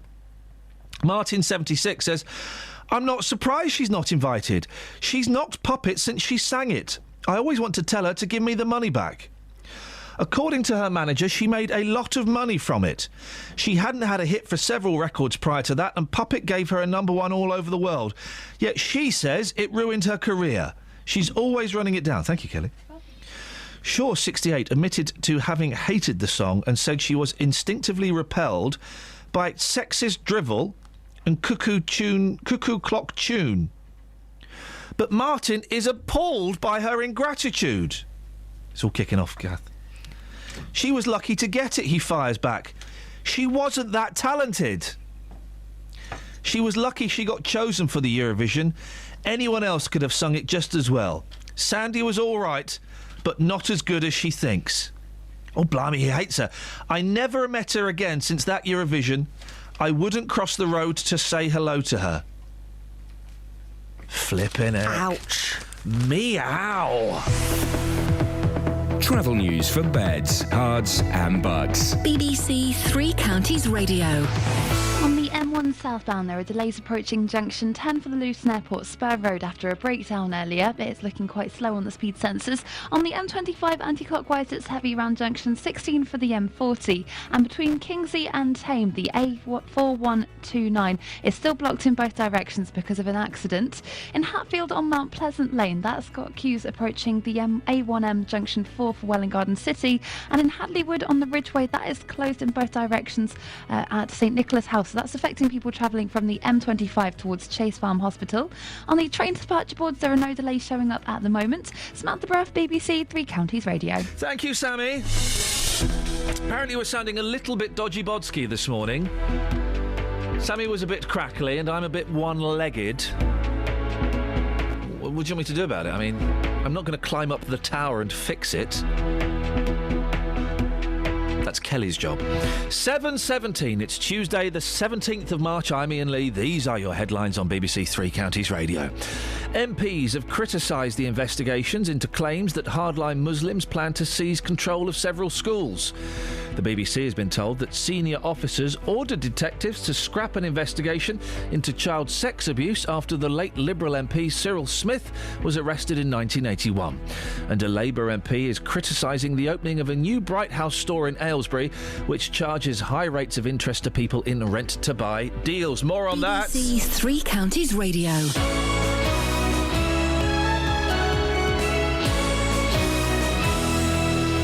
Every weekday morning. Let me get on with your consumer problems. Should I expect it to last as a £350 TV or a £250 TV? Jonathan Vernon Smith. Have you gone back to the retailer? I went and spoke to the company that you'd paid the money to. The JVS show fights for your rights and tackles your consumer problems. So I emailed again and reminded them of the statutory rights, which I've heard in your programme. If you need our help, email jvsshow@bbc.co.uk. They've backed down and they have put in writing to me that I no longer owe the money. And we could do the same for you. That's fantastic news. Thank you so much, Jonathan. Your team is fantastic because you look after the people. The JVS Show, weekdays from 9 on BBC Three Counties Radio.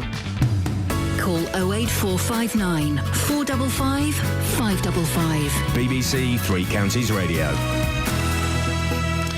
think we need some sort of jingle to illustrate when an election scrap is about to appear on the radio. Maybe we can get Paul Scoynes, along with our excellent jingle team of young boffins and workaholics, to record something for us, because there's going to be lots of them over the next few weeks. People from different sides and different parties having a little bit of a Barney about a story. Here come one of them now. I like your thoughts on this. This is kind of a twist on the old... if you're as old as me, you'll remember radio rentals and other places like that where if you couldn't afford a TV or a video recorder, you'd go and rent them.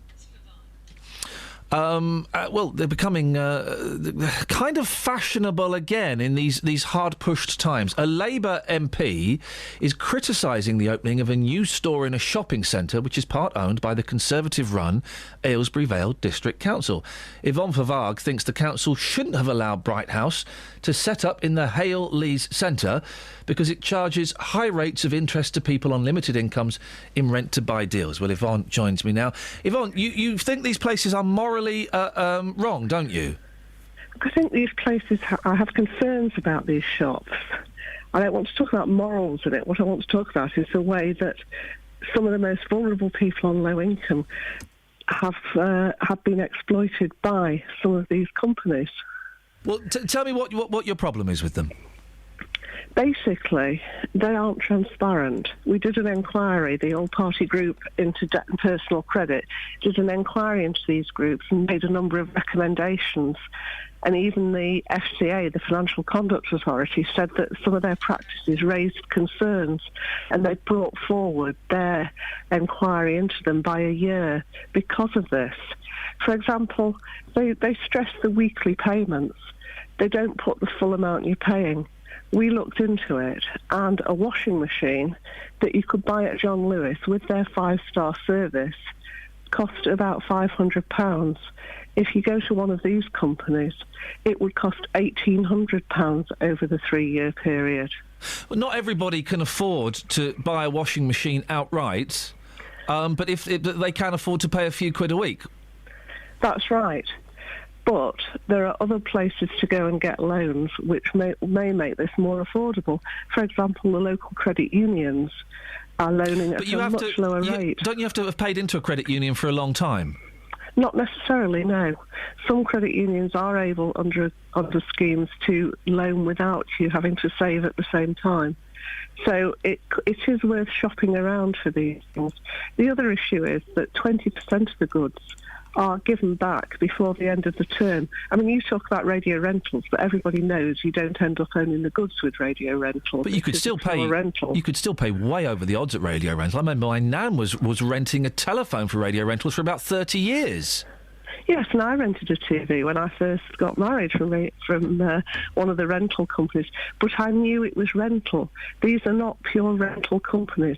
They are rent-to-own companies. But people aren't stupid, are they, Yvonne? Or perhaps you're suggesting they are. If you go to one of these places, you know you're going to pay over the odds, and surely it's your responsibility to look at the costs. People aren't stupid, but what people are, if your washing machine breaks, you've got 3 kids... Yeah. And you need to get your washing done, you are desperate. They are making money out of people's desperation. But what else? If someone needs a washing machine and their local credit union does require them to have paid in, what do you suggest they do?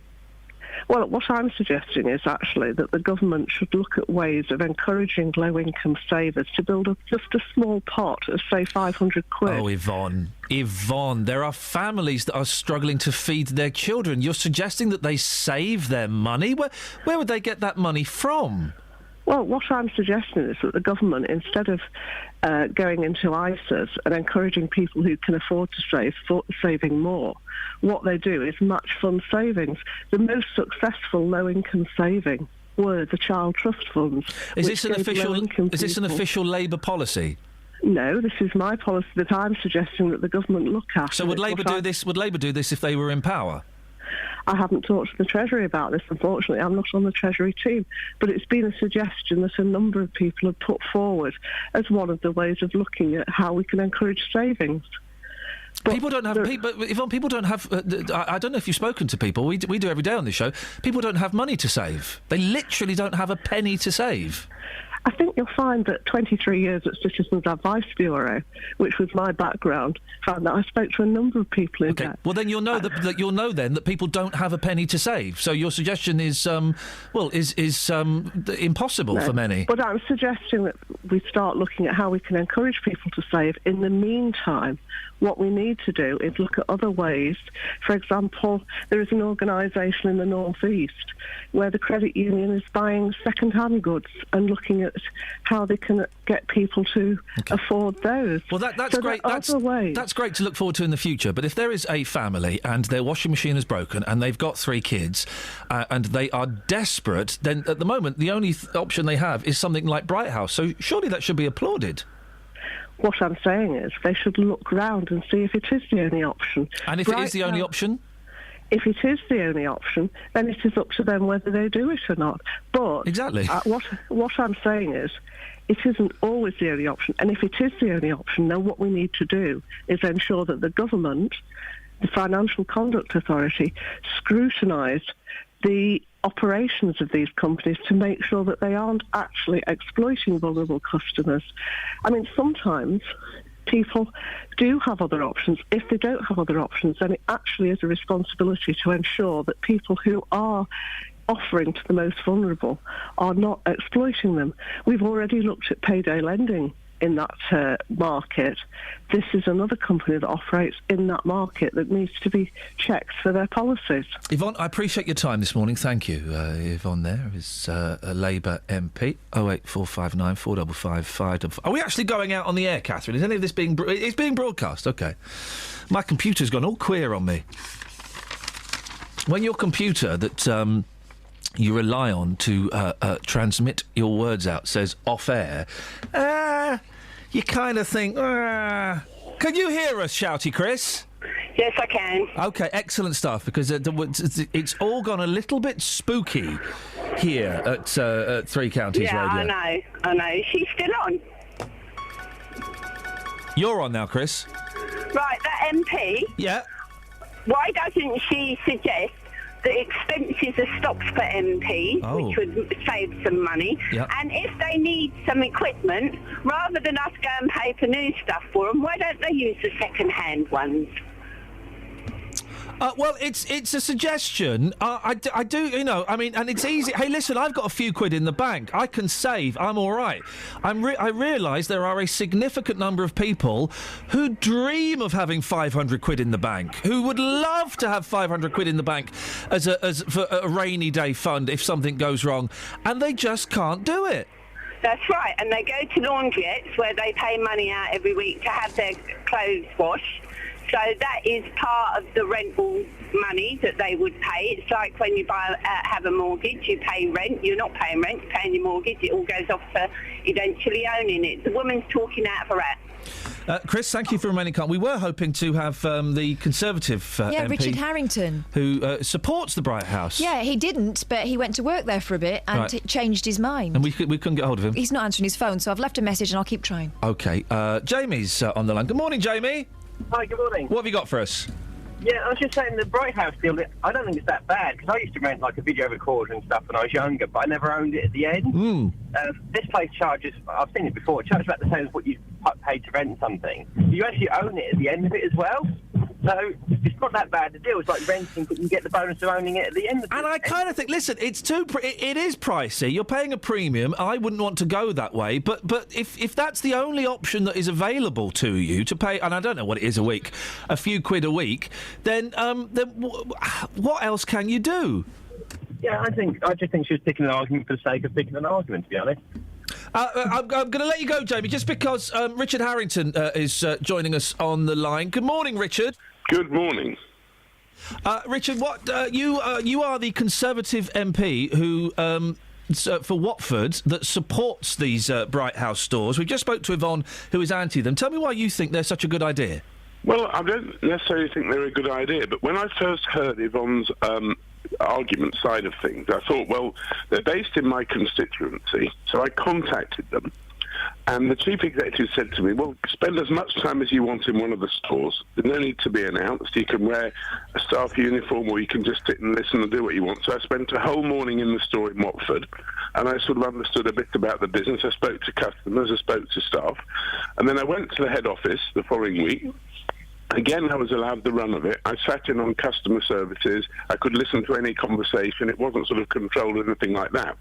And I reached the conclusion that under the chief executive, Leo McKee, who's comparatively new, they really have tried to produce a product that for people, these are the same products as John Lewis and Debenhams and all these places, but to pay for it on a weekly basis. And when I looked at the price, the interest rate certainly was nothing like what you read about Wonga and all of these payday. Yvonne suggests that a £500 washing machine can end up costing 1,800 quid.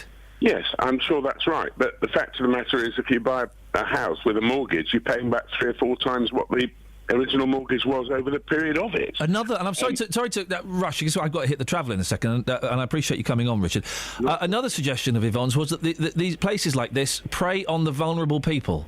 Well, that's not what I've seen. And certainly, when people decide they want one, they sit down with the person in the shop. They go through a lot of all their expenses, their affordability, to see if they can afford it.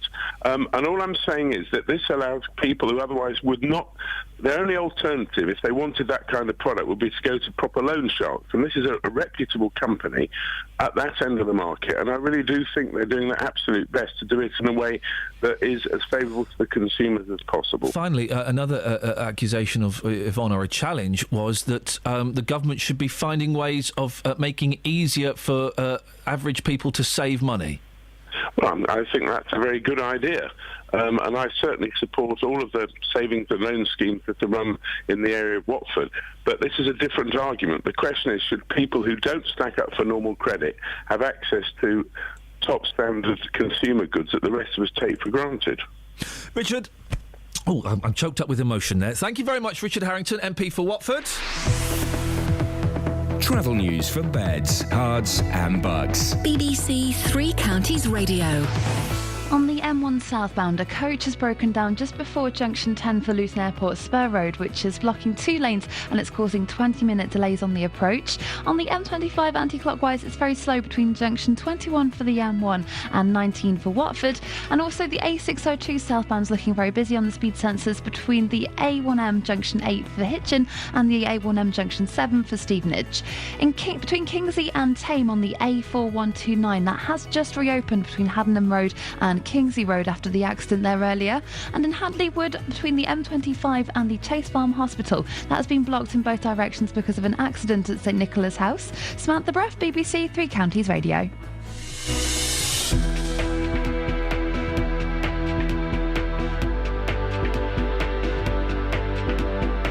These beds are all over the place. Hang on a second.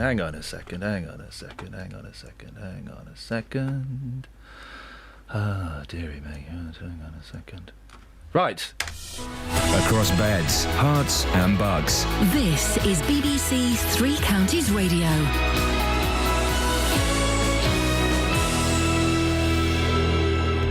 With the headlines, I'm Simon Oxley. MPs have criticised the investigations into claims that hardline Muslims plan to seize control of several schools. The BBC has been told that senior officers ordered detectives to scrap an investigation into child sex abuse after the late Liberal MP Cyril Smith was arrested in 1981. And a Labour MP is criticising the opening of a new Bright House store in Aylesbury, which charges high rates of interest to people in rent-to-buy deals. Three Counties Sports. BBC Three Counties Radio. Reading are through to the FA Cup semi-finals after a 3-0 replay win over Bradford. Reading will face Arsenal in the Wembley semi-finals. In the Premier League, Liverpool are 2 points behind 4th place Manchester United in the race for Champions League places after a 1-0 win at Swansea. There's a full Football League programme tonight. In the Championship, 2nd place Watford go to struggling Wigan. Midfielder Ben Watson comes up against his former club and says the players are focusing on Hornets fan Nick Crewis, who is still fighting for his life in hospital. No one deserves what he got. He went to watch a game of football and ends up in a coma, which is terrible. And hopefully, you know, he continues to get better and he can pull through. And as I say, every win we get now will be dedicated to Nick. In League One, Milton Keynes Dons travel to Oldham with the playoff place looking more likely than automatic promotion for Carl Robinson's side. While we're missing our players at key stages, it's difficult to find that form that we were magnificent doing. But is your mind starting to think about planning for the playoffs? Well, let's get in the playoffs first, and then if we can keep going and push for automatic, we'll do that as well. In League 2, second-placed Wickham host Accrington, Stevenage are away to Exeter, and Luton go to Newport. Skipper Steve McNulty is expected to be fit after coming off in the defeat to Portsmouth, with manager John still aiming for automatic promotion. Absolutely. We need to try and find a way of winning maybe 7 games. Draw here and draw there. That's what we need to try and do. We've done it before. That's what we're going to be trying to do again. Away form's been shocking. Away form has not been good. It hasn't been good. So, only go one way, can't it? And there's coverage of all tonight's matches on Three Counties Sport from 7. In the Champions League, Arsenal are away to Monaco, trailing 3-1 from the first leg of their last 16 tie. And in Netball Super League last night, Hertfordshire Mavericks lost 56-43 at home to Manchester Thunder. BBC Three Counties News and Sport. The next full bulletin is at 8.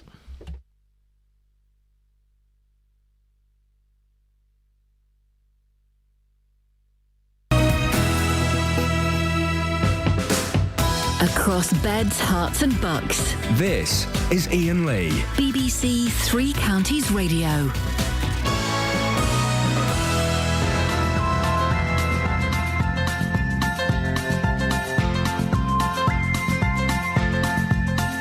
There's a voice that keeps on calling me. Down the road is where I'll always be. Every stop I make a new friend. Can't stay for long, just turn around and I'm gone again. Maybe tomorrow I'll wanna settle down. Until tomorrow I'll just keep moving on. Down this road that never seems to end. When new adventure lies just around the bend. So if you wanna join me for a while, just grab your hat, come travel light, that's hobo style. Maybe tomorrow I'll wanna settle down. Until tomorrow, the whole world is my home. So if you wanna join me for a while, just grab your hat, come travel light, that's hobo style. Maybe tomorrow I'll wanna settle down. Until tomorrow, I'll just keep moving on.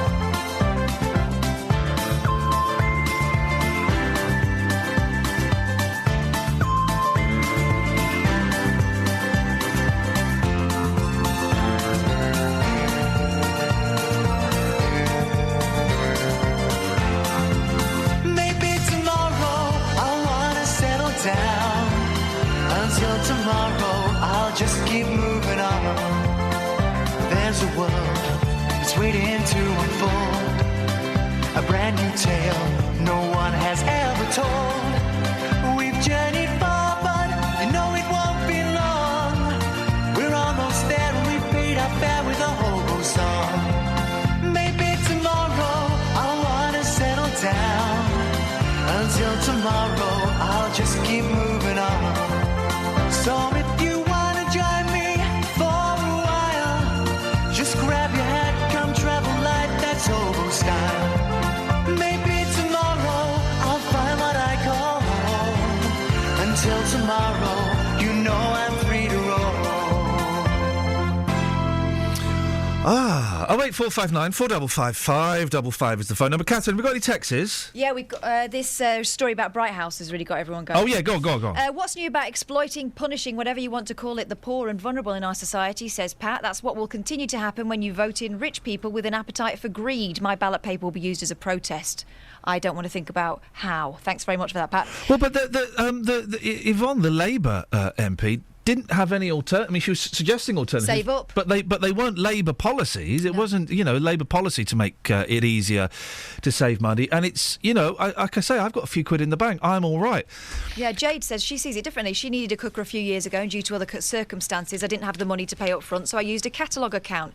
I had a year to pay it off, interest-free, so I paid the same price as advertised in Currys. It didn't cost me a penny extra. I love buy now, pay later. And also, there's this one from Stephen in Milton Keynes says, I hate to ask this, Iain, but if a family can't save a few quid a week, then how can it pay the inflated Bright House payments? I don't think they are inflated. I think they just last longer. Isn't that the case? I don't know what the weekly... Oh, this studio is completely to cock. I don't know what the weekly payments would be, but I would imagine it would be a few quid. Yeah. And if you need a washing machine there and now, and someone is saying, well, you can have one, and it's, I don't know, £7.50 a week, then you'd go along with that, wouldn't you? I don't know because I'm not in that situation. If you are in that situation... Yeah. Now, a story that we talked about at the start of December last year, and it's news, good news for Hitchintown FC, whose grounds have now been saved from being turned into a Tesco superstore. Well, this was a big story, wasn't it? Many people in Hitchin backed a campaign to keep Topfield as it is. Well, the Canaries, I'm guessing that's the football club, is it, Catherine? I'm guessing so too. OK, found out yesterday that the lease on the site has been extended for a further 25 years. Roy Izzard is the club secretary. Morning, Roy. Good morning. This is good news, isn't it? Fantastic news, yeah. When exactly did you find out? Well, February the 26th was a very important day. One of the terms of the new lease we signed was that the developer, Richard Daniels, had a break clause. Now, if he put planning permission in before February the 26th, and eventually went on to gain the planning permission, we could have been forced off of Topfield, whatever we felt about it. We'd have had no choice at all. But he failed to put planning permission in before that day, which means the break clause ceases to exist, and it now means that we cannot be forced out of Topfield against our will. And the lease lasts for 25 years, so for the next 25 years we are safe at Topfield. The news was announced just before a match last night. I guess the atmosphere was fantastic, wasn't it? Absolutely, yes. Because, we've had so much support from the town. I mean, as you was mentioning about how you was featured in December, we had the protest march on the day when we played Poole. We got about 1,500 people join in, and the publicity that created and the pressure I think it put on both the developer and Tesco were the supermarket involved. They eventually pulled out. Now, I know they've had their difficulties, but I think the protest campaign that we were mounting made them realise, even if they did want to go ahead, we were going to make it as difficult as possible. So I think people power has undoubtedly really helped. I was going to say, is that what swung it, do you think, Roy? Well, the fact that so many people were behind you? Yeah, I mean, it was fantastic, really. The press coverage, the TV coverage, the radio coverage has been so positive. And if you're the developer, how would you think, oh God, if I do this, what am I up against? So I don't think there's any doubt at all that it was massively important in the decision-making.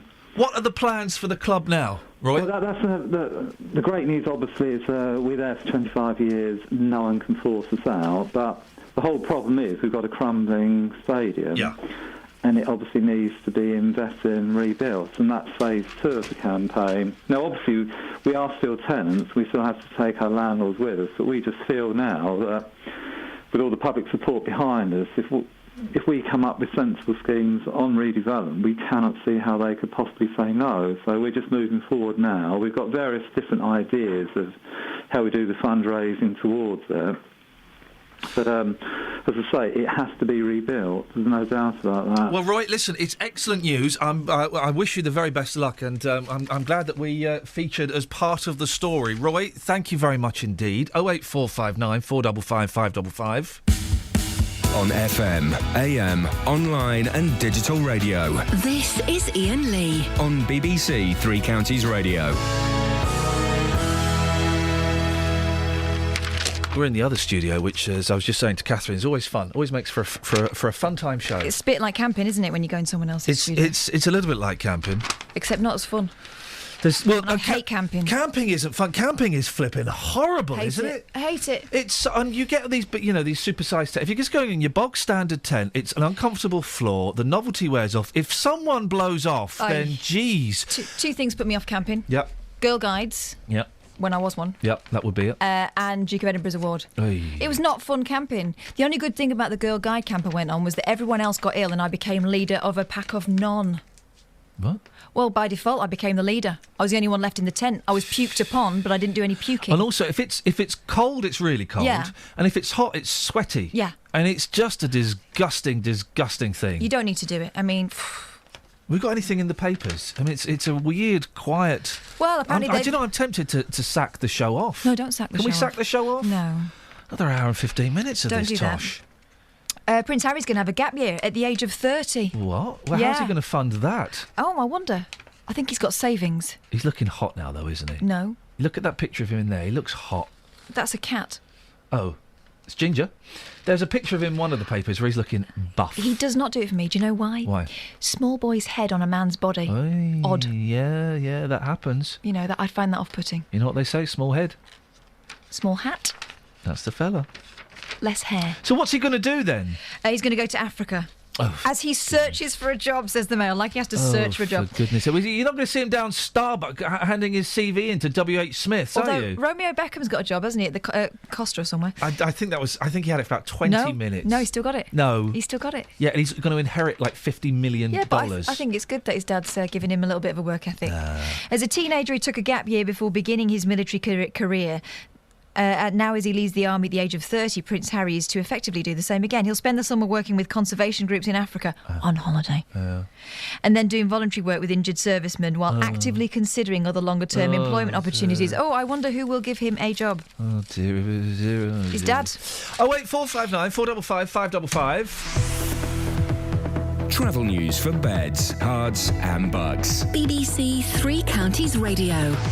On the M1 southbound, a coach has broken down between junction 10 for the Luton Airport Spur Road and 9 for Redbourne. It was blocking 2 lanes and causing 20-minute delays. On the M25 anti-clockwise, there are queues between junction 17 for Maple Cross and 16 for the M40. But in Kingsley on the A4129, that's between Kingsley and Tame, that's now reopened in both directions between Haddenham Road and Kingsley Road. In Hadleywood on the Ridgeway, that has been closed in both directions between the M25 junction 24 and Chase Farm Hospital, so that's because of an accident at the St Nicholas House, and it's also causing it to be very busy on the A111 southbound through Potters Bar. It's slow between the M25 junction 24 for Potters Bar and Ferny Hill. Looking at the train departure boards, there are no major delays at the moment. Samantha Bruff, BBC Three Counties Radio. Thank you very much. 7:46. It's Tuesday the 17th of March. I'm Iain Lee. These are your headlines on BBC Three Counties Radio. MPs have criticised the investigations into claims that hardline Muslims plan to seize control of several schools. The BBC has been told that senior officers ordered detectives to scrap an investigation into child sex abuse after the late Liberal MP Cyril Smith was arrested in 1981. And a Labour MP is criticising the opening of a new Bright House store in Aylesbury, which charges high rates of interest to people in rent-to-buy deals. Let's get the weather. Here's Kate. Beds, Herts and Bucks weather. BBC Three Counties Radio. Good morning. It's quite a damp and murky start to the day. Some mist and fog out there, 1 or 2 spots of light rain as well. Nothing too heavy though. Now as we head through the afternoon, eventually the spots of rain will become fewer and further between. It should dry out and we may even just start to see just a hint of sunshine by the end of the afternoon. The maximum temperature is going to feel a little warmer than it has done because the breeze has switched direction. 11 Celsius, 52 degrees in Fahrenheit. Now overnight tonight we'll get some breaks in the clouds, some mist and fog likely to develop. Minimum temperature a chilly 2 Celsius in the countryside. The mist and fog tomorrow morning will lift fairly swiftly into cloud at first, but eventually we should get some sunshine, and in the sunshine it's going to feel quite warm. The maximum temperature 11 Celsius for Wednesday, that's 52 degrees in Fahrenheit, and that's your forecast. On BBC One. Can I take your order, please? What does it take to get a bucket of fried chicken? Come on, we need to smile. We love it here, don't we? Into your hands. We're constantly, relentlessly focused on growth. BBC One goes behind the scenes of one of the UK's fastest growing industries. Great big red sign outside someone's front door is going to look horrendous. To find out what life is really like inside one of the fast food giants that feed our nation. It's not rocket science, it's chicken and chips. The $1 Billion Chicken Shop. Tomorrow night at 9 on BBC One and BBC One HD. Listening to that, and I'm sure that's an excellent television programme made by our colleagues at... it just reminded me how little television I watch. I don't watch any... I watch on the iPlayer at House of Fools. Yeah. And Barry from Watford was in it this week. But that's it, really. I don't watch anything. I find out what's been on the television by watching Gogglebox. Oh, is that still going? Yeah, I've never seen that. A load of quite funny people watching television, so you don't have to. I quite enjoy that. It sounds rubbish, but it's brilliant. Yeah, it does sound a bit rubbish. Dennis! Yes, good morning. What you got, boss? I'm just saying youngsters these days have it very hard. Sorry? When I came out the Andrew, I rented my first television. Out of the Andrew? Sorry, Royal Navy. Yes. Yeah. Why is it called the Andrew? Well, because there was a fellow called Andrew something or other who got so many in the Navy by hitting them on the head and getting them in the, you know. Oh, yeah, I know what you mean. Press ganging people. Press ganging, yeah. Oh, yeah. But as I say, when I first came out, I rented a television to see the Queen's coronation, but that was in Warrington. But I rented it, I didn't buy it. Yeah. And then when I moved to Luton, I did the same sort of thing. And think, you know, in those days, I bought the house in Luton for 1,900 quid, and I was not allowed to pay more anything on it, more than a quarter of my salary. Well, at those days, I was on 10 quid a week, so I was paying £9 and 9 shillings. You're like a window to the Victorian era, aren't you, Dennis? Yes, I know. But as I say, you youngsters these days, my granddaughter's just buying a house, and she's paying a fortune for it. The one I'm in now, I bought in Dunstable for £4,000, and I thought I was buying Dunstable at 4,000 because they opened a school across the road and paid £5,000 for its piano. You know, so and it took me until I retired, and the day I retired, I owed the Abbey National 60 quid. But I brought 3 kids up in it because, as they ate me out of house and home, as they were big lads, I extended the mortgage at the time. But as I say, I finished it. I feel like I'm living your mortgage in real time, Dennis. I know, but I'm just saying how difficult it is for the kids these days. No, the kids have got it easy these days. Yeah, but you say rent to buy. Why can't they just rent? What? Why can't they just rent something? Don't have to buy the damn thing. What, like TVs and washing machines? Yes. Because they like the idea of owning it, Dennis. Well, yeah, but then by the time you own it, it's clapped out, so you might as well rent a new one. Well, radio rentals closed down because people realised that you could go and buy stuff quite cheaply. Yes, well, as I say... My nan, I'm sure this is true, was renting a telephone for about 30 years. Well, I don't know about that, but I rented my television for them for quite a long time. Oh.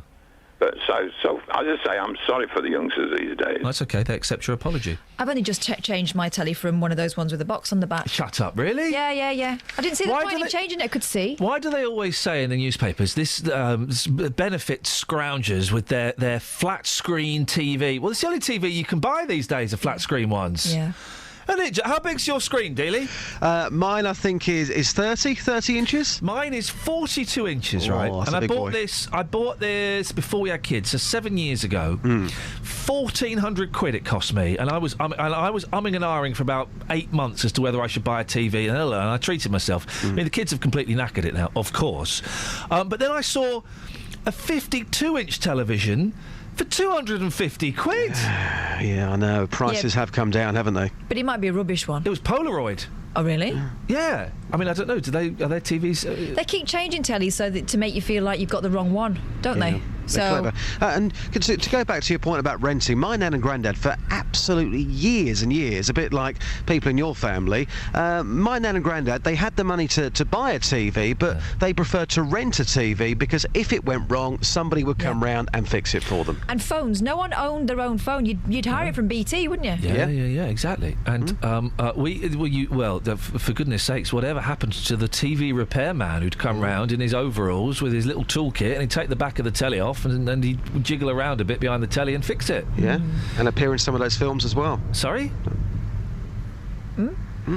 Justin, what have you been up to? Well, earlier on, we had a phone call from people saying that there was 5 or 6 people walking up the M1 with suitcases. The car had broken down. I went out to find them.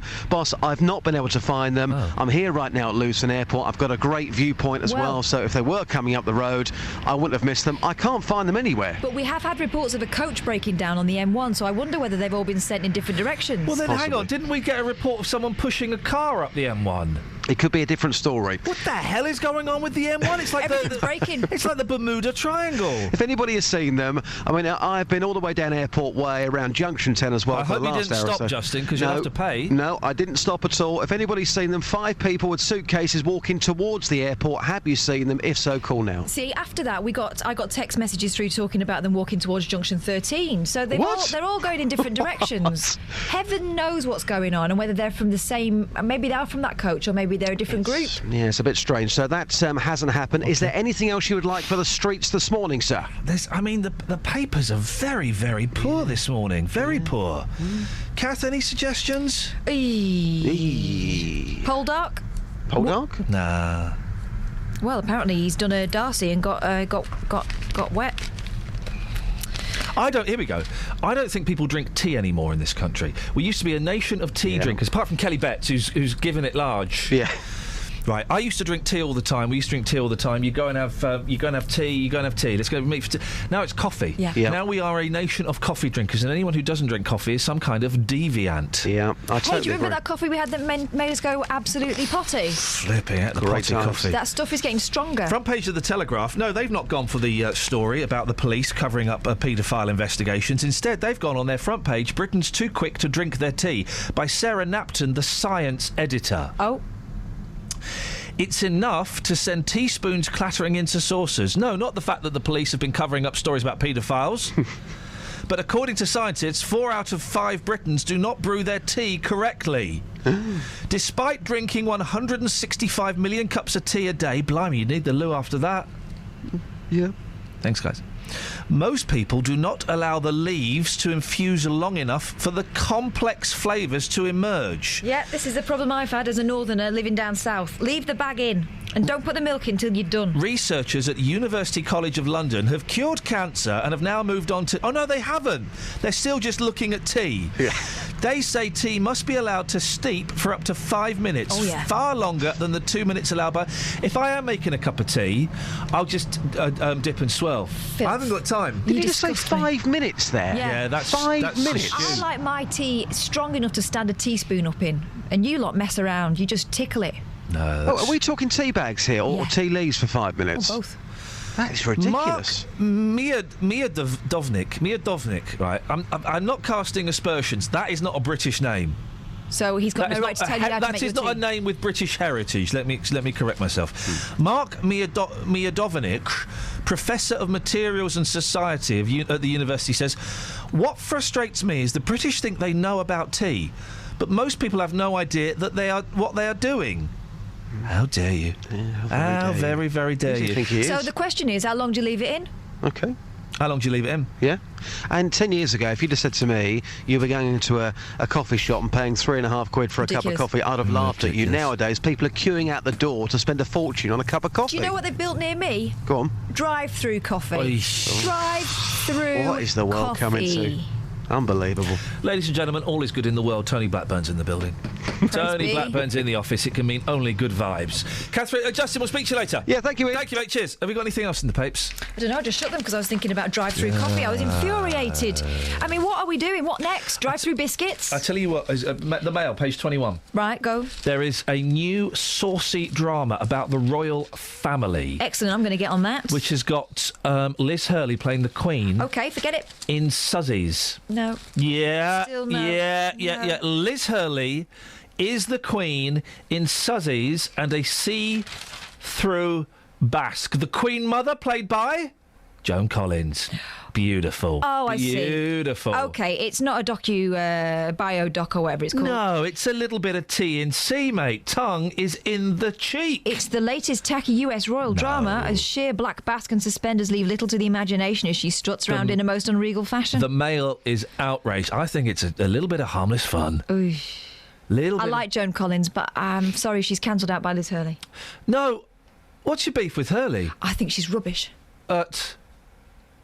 Is it acting that she's doing? She's a rubbish actress. She is. Her and Kelly Brook are the most beautiful. She's the most beautiful woman in the world. Liz Hurley is the most beautiful woman in the world. No, I don't see it. What? No. How can you not see it? Because, I don't. It's obvious. No, I think it's all makeup. I think you've been blinded by the slap. No, mate. You'll be blinded by a slap in a minute. No. Clarkson styley. And do you know what? I'm a little bit disappointed in you. Well, I didn't realise you were quite that easily fooled. She's honest. 08459 455 555. How hot is Hurley? But I also don't get Brad Pitt, so maybe I'm blind to beauty. I'm going to Google Liz Hurley without makeup. Let's see. Liz Hurley, no make-up. Yep, she's fit.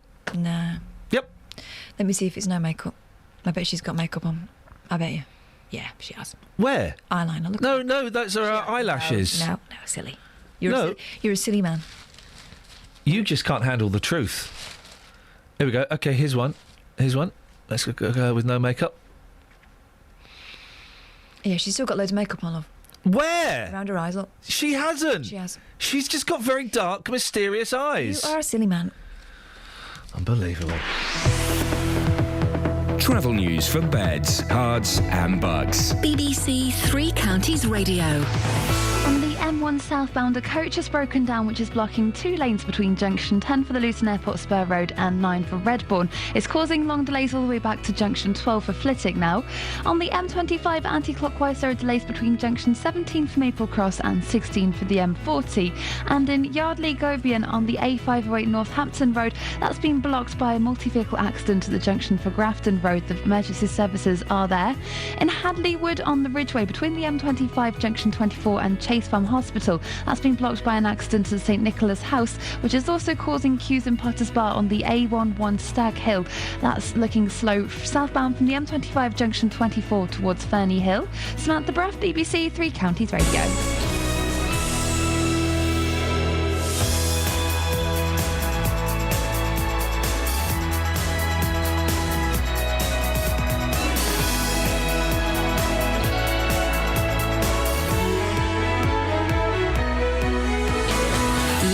And vocal across beds, hearts and bucks. This is BBC Three Counties Radio.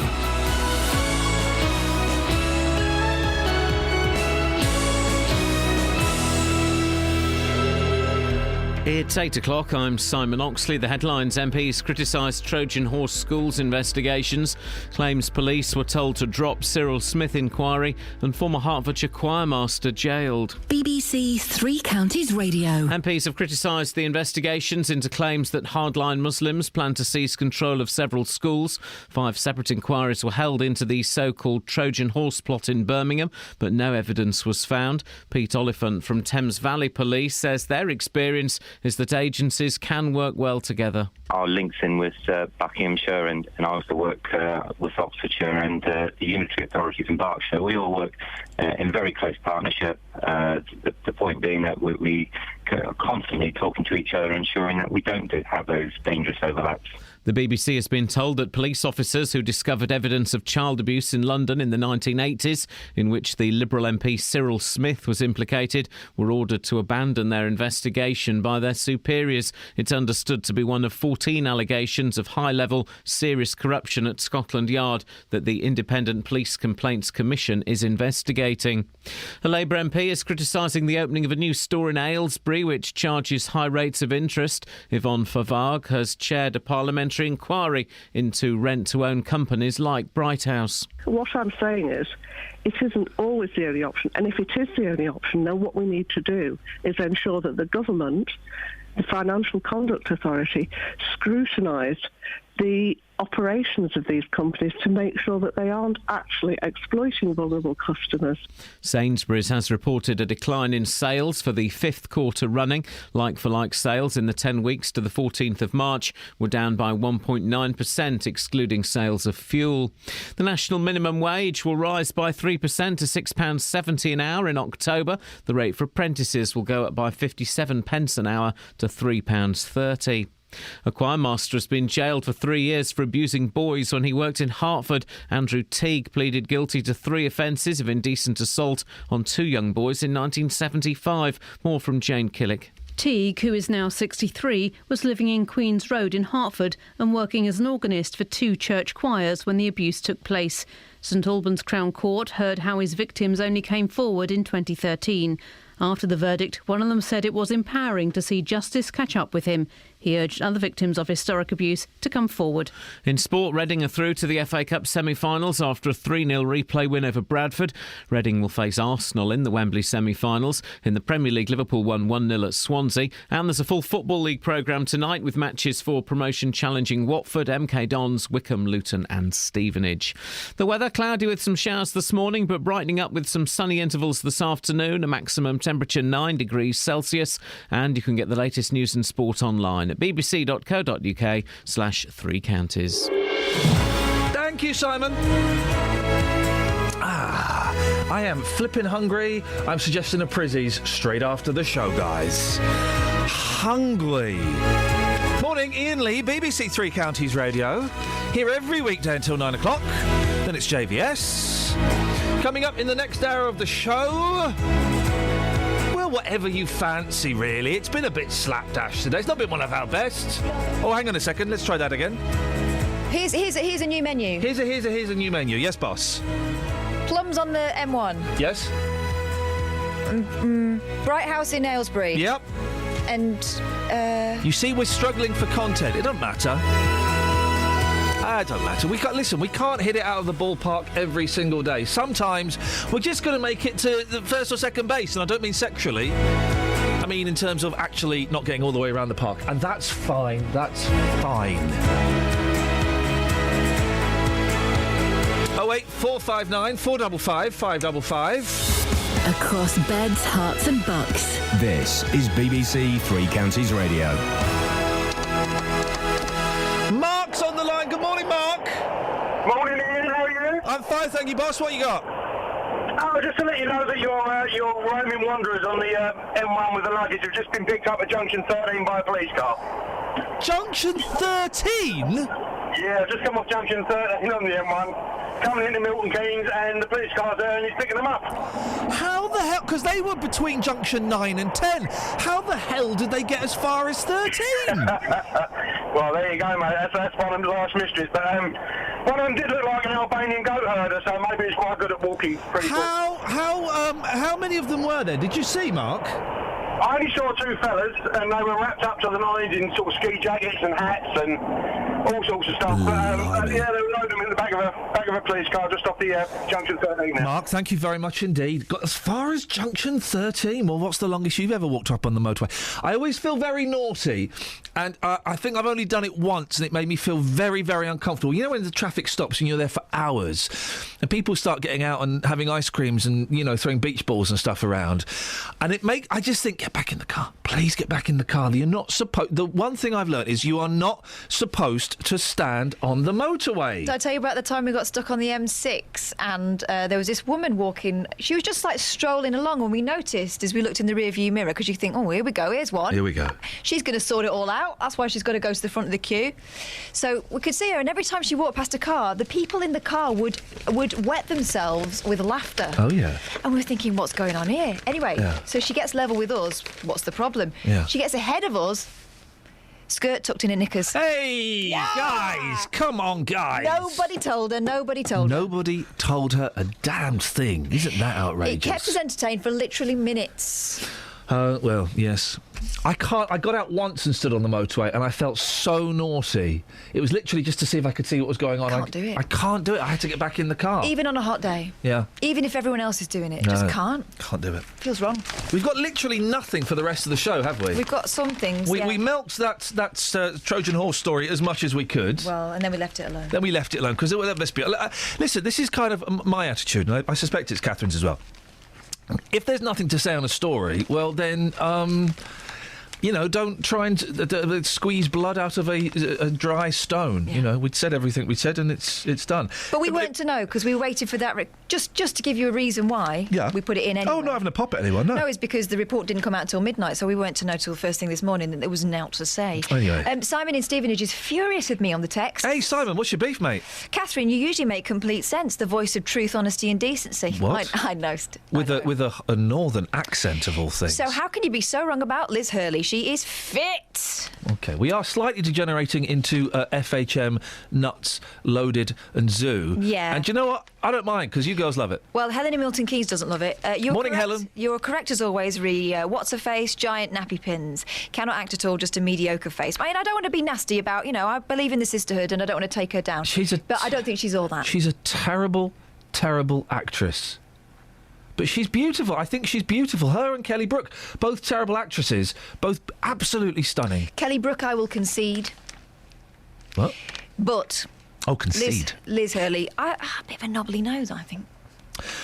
All of the news today is on page 23 of The Sun. I like a knobbly nose. I like imperfections. Yeah. Well, it makes it more vulnerable and gettable, doesn't it? The big story on page 23... Angry Brian Batchelor, 31, is suing a nightclub for banning him from its limbo contest. Oh. After he won 6 weeks in a row in Miami. Very, very bendy man. He's 3'6". Oh. Now,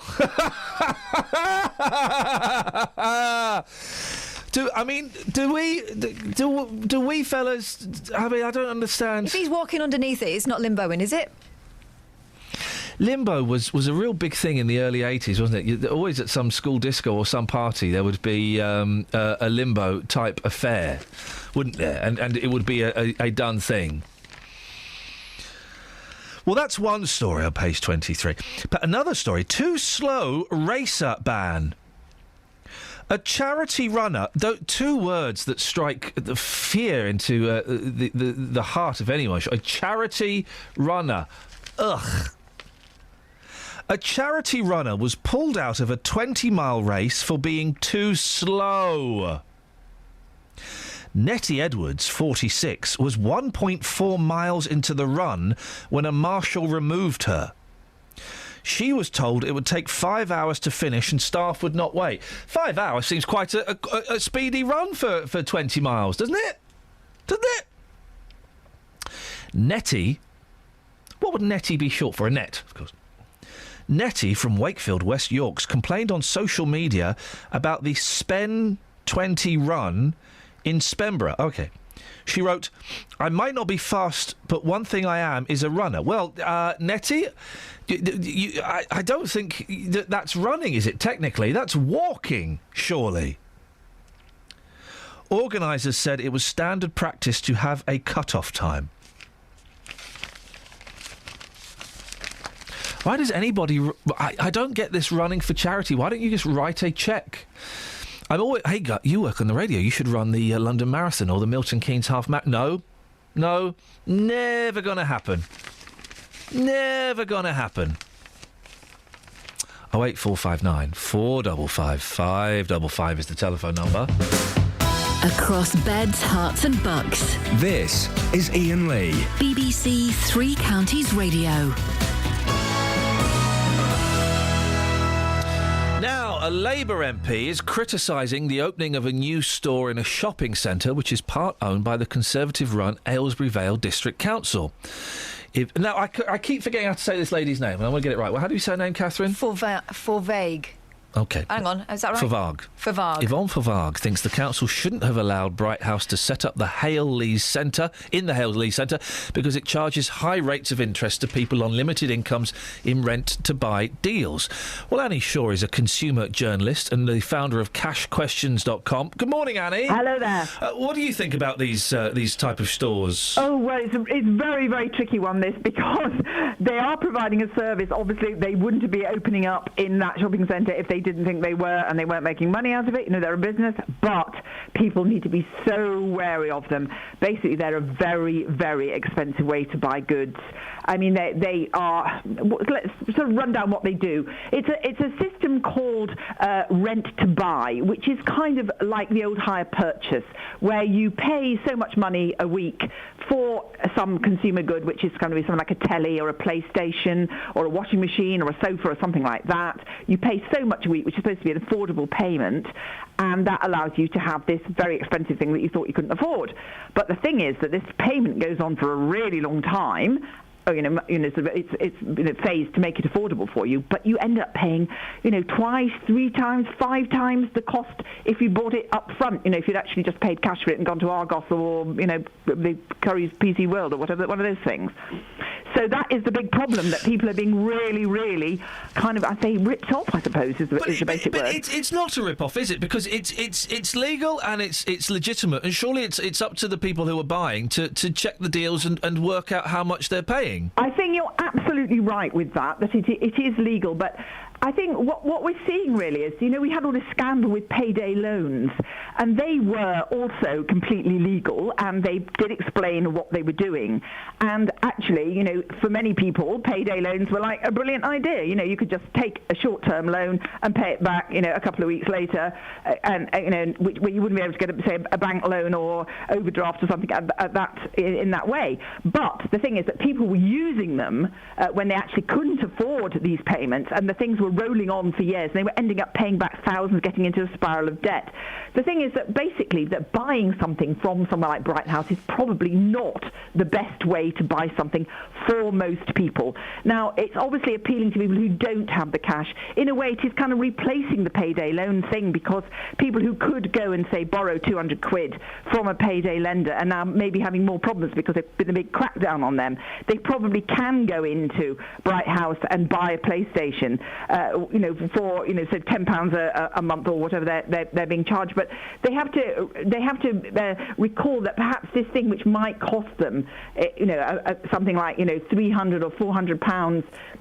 If they bought it straight off, it may be going to cost them something like, £1,600 or something after they've paid all the weekly payments, the interest, the insurance you have to get with it, because you're not covered by all the consumer rules that you would be if you bought the product straight off. And really buying in another way is probably a much better option. I mean, I would say investigate second-hand market, investigate, for instance, if you're buying things like washing machines and dishwashers and things like that, there are often those stores which sell those slightly damaged goods. They've got a dent in them or something like that, and they give you lots of money off for them. I mean, we've just got one of those in our house at the moment. It's got a dent round the side. You can't see it when it's behind the cupboard, but it's like a couple $100 off what the original price was. Investigate other ways first, because the things do look initially attractive, and they're obviously serving this need, but people who are obviously on low incomes, they can't really afford to be paying this actually total global sum, which may go on for many, many months. Always investigate something else first.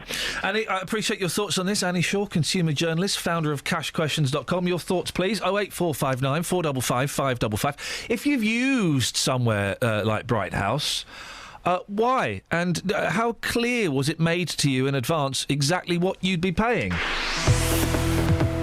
Travel news for beds, cards and bugs. BBC Three Counties Radio. There are severe delays on the M1 southbound between junction 12 for Flitwick and 9 for Redbourne. That's because of a coach that's broken down and blocked 2 lanes. It's causing 6-mile queues there on the M1 southbound. On the A1M southbound, it's very heavy between junction 8 for Hitchin and 7 for Stevenage. And in Yardley Gobian on the A5 Way Northampton Road, that's been partially blocked by a multi-vehicle accident at Grafton Road. In Hadley Wood on the way into London between the M25 and Chase Farm Hospital, that's blocked in both directions at St Nicholas House, so that's causing delays, and it's also causing it to be extra busy on Stag Hill in Potters Bar between the M25 and Ferny Hill. Samantha Bruff, BBC Three Counties Radio. Thank you, Sammy. 8:16. It is Tuesday, the 17th of March. I'm Iain Lee. These are your headlines on BBC Three Counties Radio.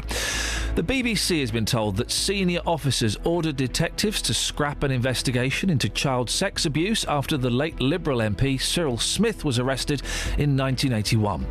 A Labour MP is criticising the opening of a new Bright House store in Aylesbury, which charges high rates of interest to people in rent-to-buy deals. And a choirmaster has been jailed for 3 years for abusing boys when he worked in Hertfordshire in the 1970s. BBC Three Counties Radio.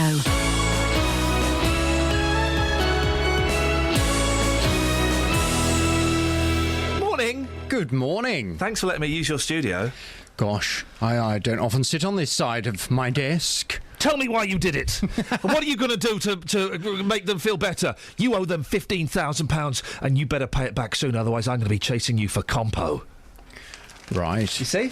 You look a bit pale in this light. No, I'm just not. I'm sickly. Are you looking a bit sickly? I feel a bit sickly. It's. Do you know what? It doesn't work every day, does it? Maybe it does for you. The show doesn't work every day for me. And today's been one of those. Is it not working for you? It's just a stinker. It's a stinker. Doesn't matter. Only another 45 minutes to go. And I do it so that you sound better than you even are. Thanks very much. It's a favour. I'll take a hit for you any time. That's very kind of you. Pleasure, thank you. My pleasure. What's on your show this morning? Inheritance tax today on the Big Phone In this morning. It's actually a subject we've never discussed on the Big Phone In. I'm going to be asking from 9, is it right to raise the inheritance tax threshold to £1 million? Papers are reporting today that George Osborne has drawn up plans to allow parents to leave homes worth £1 million to their children without paying any inheritance tax. The Guardian claims the bill on properties worth up to £2 million will also be cut by about £140,000. Hey. The documents marked as sensitive indicate the policy would cost the Exchequer about £1 billion per year and would benefit mostly high-income and wealthier households. Whilst this change would benefit many people here in Beds, Herts and Bucks, there may be listeners who think £1 billion would be better spent on, for example, the NHS or social care. Yeah. Well, from 9 this morning, I'd like your reaction to this. Is it right to raise the inheritance tax threshold to £1 million? I think inheritance tax is criminal.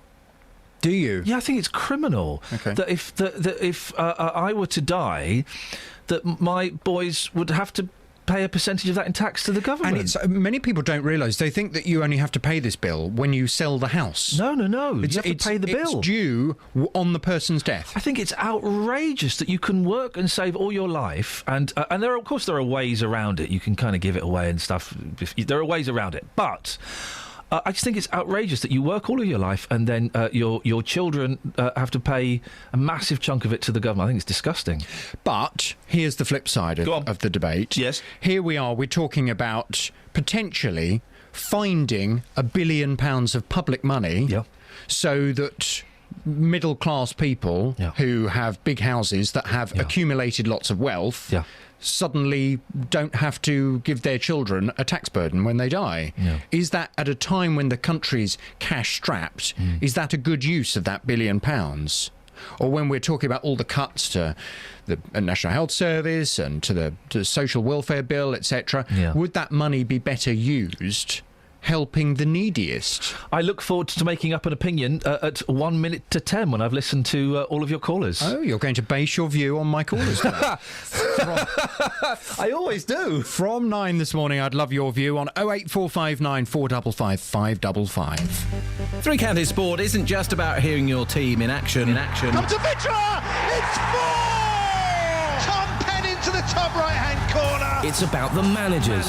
It always seems that the closer we get to the top, decisions start to go against us. The players. You never get an easy game in the Championship, home or away, usually, and it'll be no different this weekend. And no, we're pretty confident at the moment. And the fans. Two teams there who deserve to be in the top three, who deserve to go up as well at the same time. Every day, we bring you latest news on your local team. In League Two, Luton lost their appeal against skipper Steve McNulty's red card on Tuesday, so he starts a 4-match ban. Three Counties Sport, keeping you up to date with Luton, Watford, MK Dons, Stevenage and Wickham every day of the week on BBC Three Counties Radio.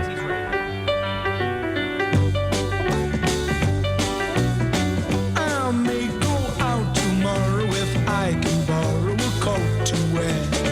Oh, I'd step out in style with my sincere smile and my dancing bear. Outrageous, alarming, courageous, charming. Oh, who would think a boy and bear could be well accepted everywhere? It's just amazing how fair people can be.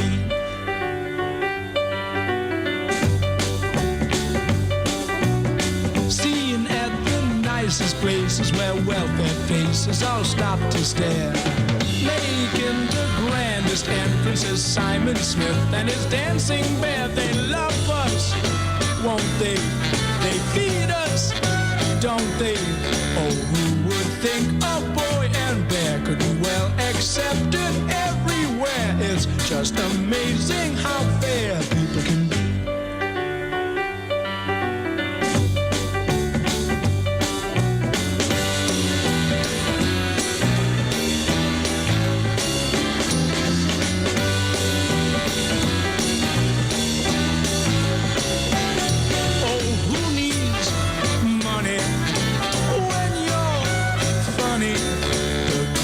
Attraction everywhere would be Simon Smith and his dancing bear. It's Simon Smith and the amazing dancing bear.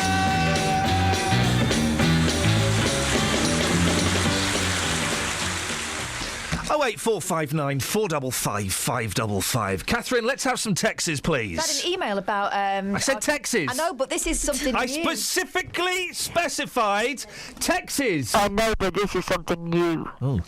OK, Catherine, what have you got?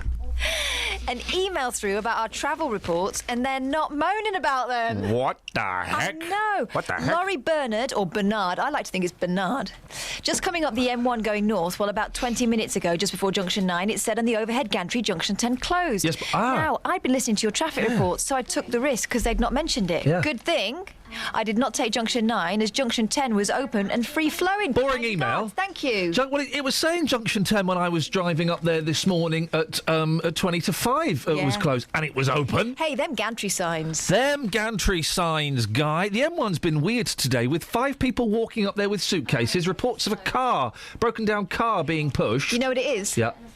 The end of days. We had this story happen here. Do you remember this? When the fellow was... didn't we speak to the guy's wife? The fellow was going to jump off the car park in Luton. Yeah, it was awful. Did he in the end? He did. He did, didn't he? We spoke to the wife and she was absolutely wonderful. The wife had been there at the time and heard them shouting. And they were shouting, jump, jump. And people were getting annoyed because they couldn't get their cars. They couldn't get their cars out. Incredible. She was amazing, that woman. I've forgotten her name, but she was absolutely incredible. What an amazing woman to meet. It's happened again, look. And someone's filmed it. Oh, no. Jeering mob urged suicide man jump, and then he did. A baying mob urged a suicidal man on top of a multi-storey car park to jump shortly before he plunged 60 foot to his death. Aren't people... Disgusting. Some onlookers shouted, "Get on with it," or "Go on, jump." One was even heard yelling, "How far can you bounce?" Oh. Really? Oh. These people should be arrested. The police were there. Obviously, the police were there trying to talk this poor soul down. They should have. Some of them should have gone downstairs and locked him up. Specialist police negotiators tried in vain to talk the man down on Saturday at the busy Southwater shopping centre in Telford, Shrops. Last night, Inspector Ben Smith said this was a vulnerable man. Clearly what he needed was time and space and a professional to help him out. Encouraging him to jump should be unequivocally condemned. Imagine that. It's what, you go home and your kids say, "Hey, Dad, what did you do today?" You never believe it. There's a fella on the top of the car park and I told him to jump. "Oh, wow, Dad, I'm so proud of you." I saw something similar in Luton.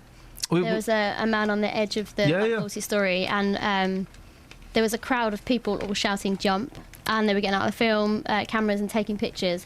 And I stood there and I looked up and I thought, what am I waiting? Why? I don't want to see this. Well, I imagine it's an hypnotic thing to see somebody, somebody standing on the edge of a building. You're going to be drawn to stare at it, but once you realise what you're doing, I wouldn't want to stick around and see that. But also, there is a moment while it dawns on you what's happening, isn't it? And you get frozen and you think, is there anything I can do about this? And that's where you get caught, don't you? And some people stay and some people shout by the sound. Some of the crowd filmed the unnamed man. What you should do is you go home and you hug your kids and just enjoy that. Some of the crowd filmed the unnamed man in his 40s on their mobiles. Oh, my... No, I don't believe this. I'm going to suggest that this bit isn't true, because I can't believe this. While others even took selfies with him in the background. Oh, no. No, I can't believe that. That's got to be made up, the Sun, that bit. I can't believe that. When I was there, nobody was taking it seriously. They just assumed it was for attention and that he wasn't going to do it. Even if it is for attention, that is the soul in pain, for God's sake. Police confirmed several photos had been posted on Facebook.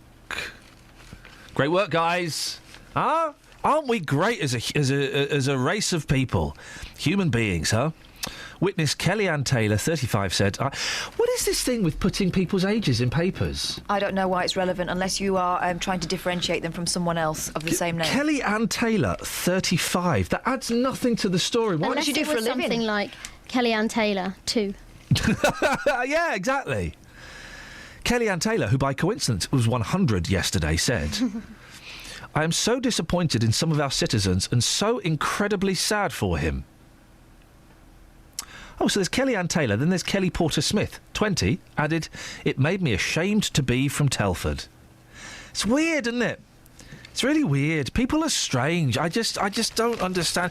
Yeah, they're right. That was in Luton where you saw it, wasn't it? There were two stories. There was the person who didn't jump. The one I saw was the person who did jump. Oh, maybe it was... OK. By the time I got to work... that poor woman's husband that we spoke to. Jumped. Oh, dear. You kind of... You have to realise that these people are... they have family and lives and there are other people connected to the story. And that we're all just a fraction away from being that person. Oh, they're alive. We've got loads of texts and stuff coming through as well on people that got stuck on motorways. Let's do them after the news, shall we? Thank you very much for those. If you do want to text, 81333, start your text 3CR. If you want to give us a call... 08459 455 555. Also, the Poldark is everywhere. The Poldark is everywhere. Good-looking fella. I think it's Cornish. muscular. You see a little bit of bum crack, a lot of chest. I've not seen it. Is it just mummy porn? Is that what it is? Is there any kind of artistic merit to it? Or is it just kind of 50 Shades for the telly? Is it that sort of thing? 08459 455 555. Travel news for beds, cards and bugs. BBC Three Counties Radio. On the M1 southbound, there are severe delays between junction 12 for Flitwick and 9 for Redbourne. It's after a coach broke down and blocked 2 lanes, but they have all now reopened. But there are still long queues of 6 miles from junction 12 for Flitwick towards the junction 9 for Redbourne.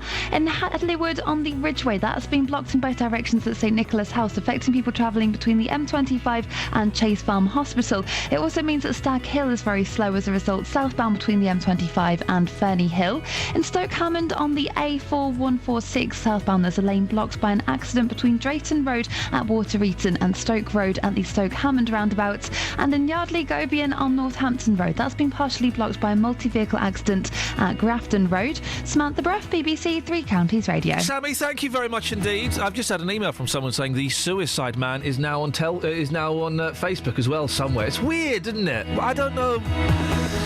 08459 455 555. You can text 81333. Start your text 3CR, and we'll get more input from you after the news with Simon. Across beds, hearts and bugs. This is BBC Three Counties Radio.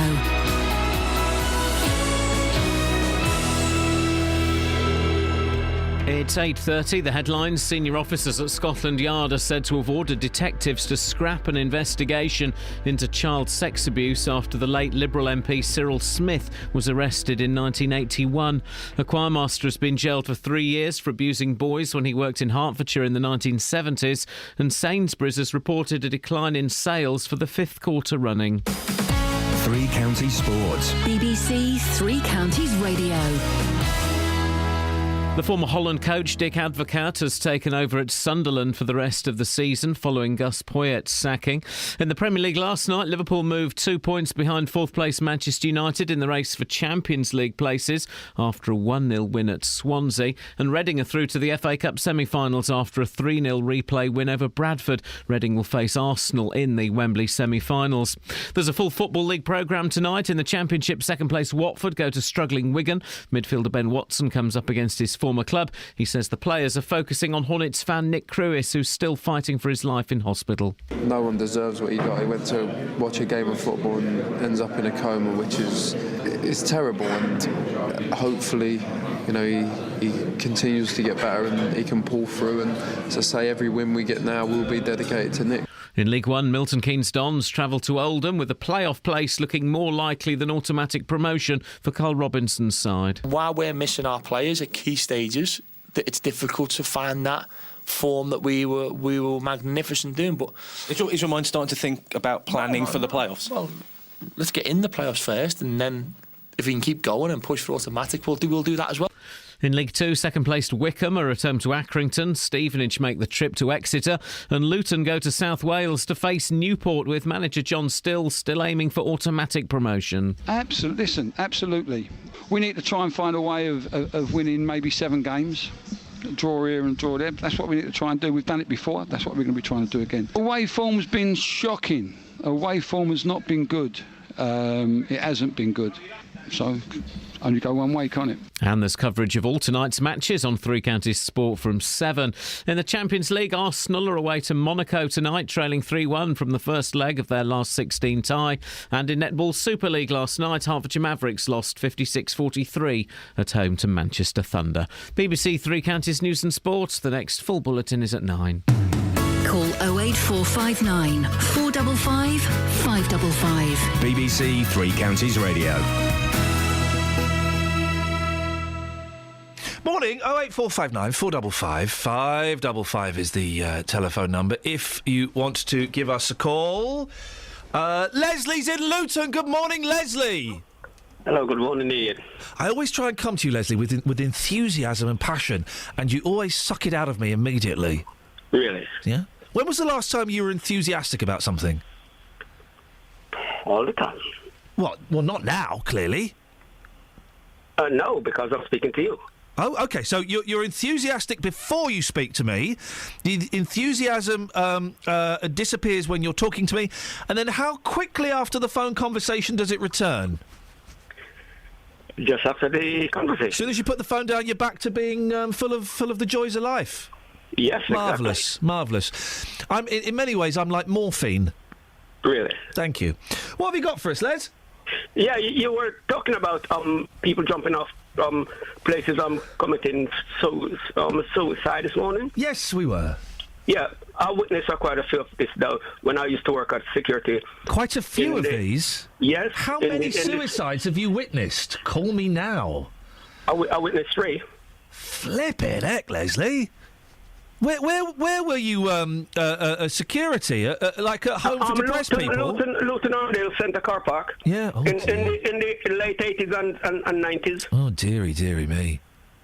And so when you say you witnessed it, what you were you on the same floor as them? You were on the ground level. You saw it on CCTV. How did it work? No, how did it work? I remember. I encountered one person wanted to jump and there were people down underneath encouraging him to jump. The police were there trying to talking him down, and all the police could do in them, well, what they were doing, they just tell these people to go away down, on the bottom. There were one girl, young girl, I think she was 17. She just got up and just jumped, and once she was coming down, as if she was flying. She did what? Sorry. As if she was flying when she was coming down. We don't need to go into Leslie. Thank you. We don't need to go into the details of what people look like when they're doing that. But thank you, Leslie. Okay, can we talk about anything else? Yeah, let's move away. Hey, from the motorway suicide. mayhem. Call me now. Here's one. Go on. When I was younger, says David of Hitchin, I cycled along the M10 the wrong way with some friends. We wanted to get to a bridge, but when we got there, a police car turned up. The policeman that helped us up the bank even lifted our bikes over the fence, but he did tell us not to do it again. We're asking about when you've got out of your car on the motorway or done something naughty on the motorway that you felt wrong about. Oh, that was naughty. Adam from Hemel, my brother once got out of a car for a wee on the motorway when we were at a standstill for half an hour. Just after he finished, the traffic started moving. Hey. I'll never forget him running along the hard shoulder trying to catch us up. Hey. Run, fat boy, run springs to mind. It's always a fun thing to do, and it's the joke that never gets tiring of pulling away as someone's just about to reach the car door, then you stop. No, seriously, come on. And then you do it again and again and again. You did a car prank on me this morning, didn't you? Oh, and that was not a prank. That was excellent parking, mate. That was... I parked right up close to her car. I was still sitting in my car as he arrived. Yep. He parked so close to my car that I had to scrabble across to the passenger seat to get out of my car. Scramble? Scrabble. Scramble? Scrabble. Scrabble's a word game. Boy, oh boy, aren't we crazy pranksters? Let's never speak of this show ever again. Well, you're speaking of it now. House splits in two after botched dig by builders. Man, oh, have you seen the pictures of this house? Literally splitting in two. That's not my old house, is it? That looks like my old house. Where is this?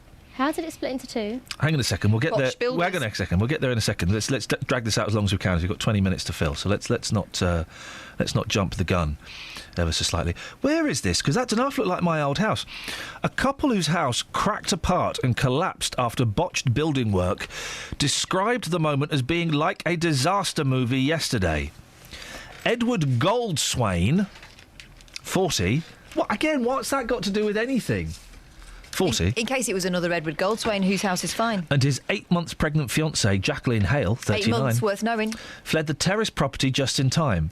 See, I can understand why you'd want to know she was 8 months, because it makes it more traumatic. Mm-hmm. You know, but their ages, I mean, OK, they're going to be old parents. Miss Hale said, it was like an earthquake. You could see the cracks widening by the second. The house was splitting apart. The trauma of the incident put her in hospital with early contractions. Thankfully, her baby was born in one piece. OK, so that's why we needed to know. The couple now face having to pay off the remaining 23 years of the mortgage. That really looks like my old house. Gosh. No, it's not. The couple now face having to pay off the remaining 23 years of the mortgage on their £345,000 Edwardian flat.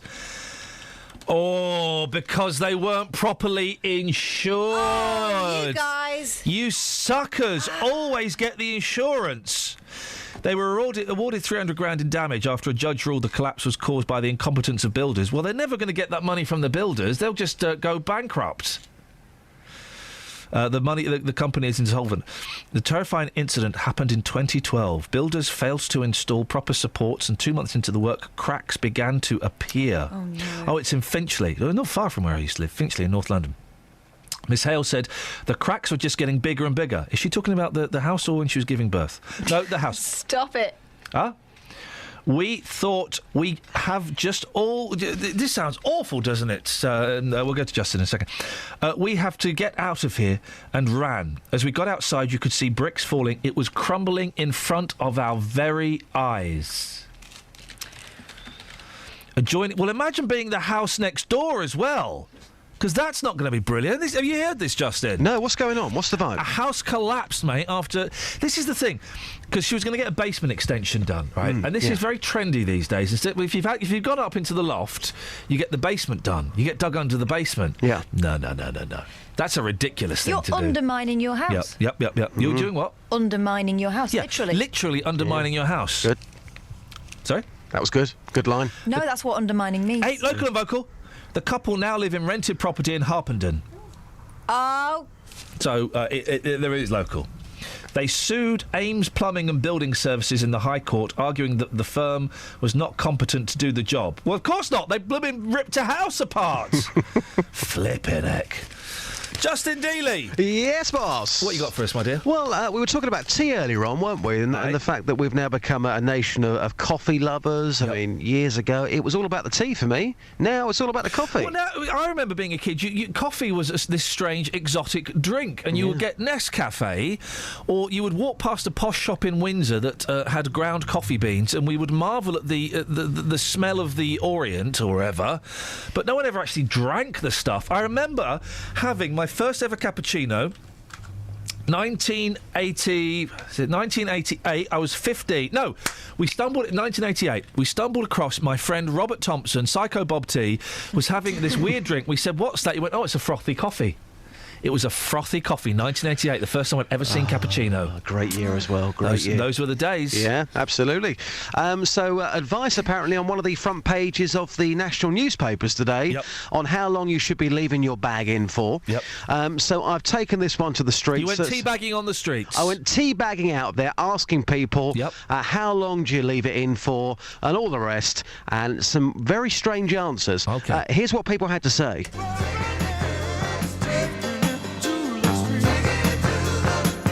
Taking it to the streets with J-Dog.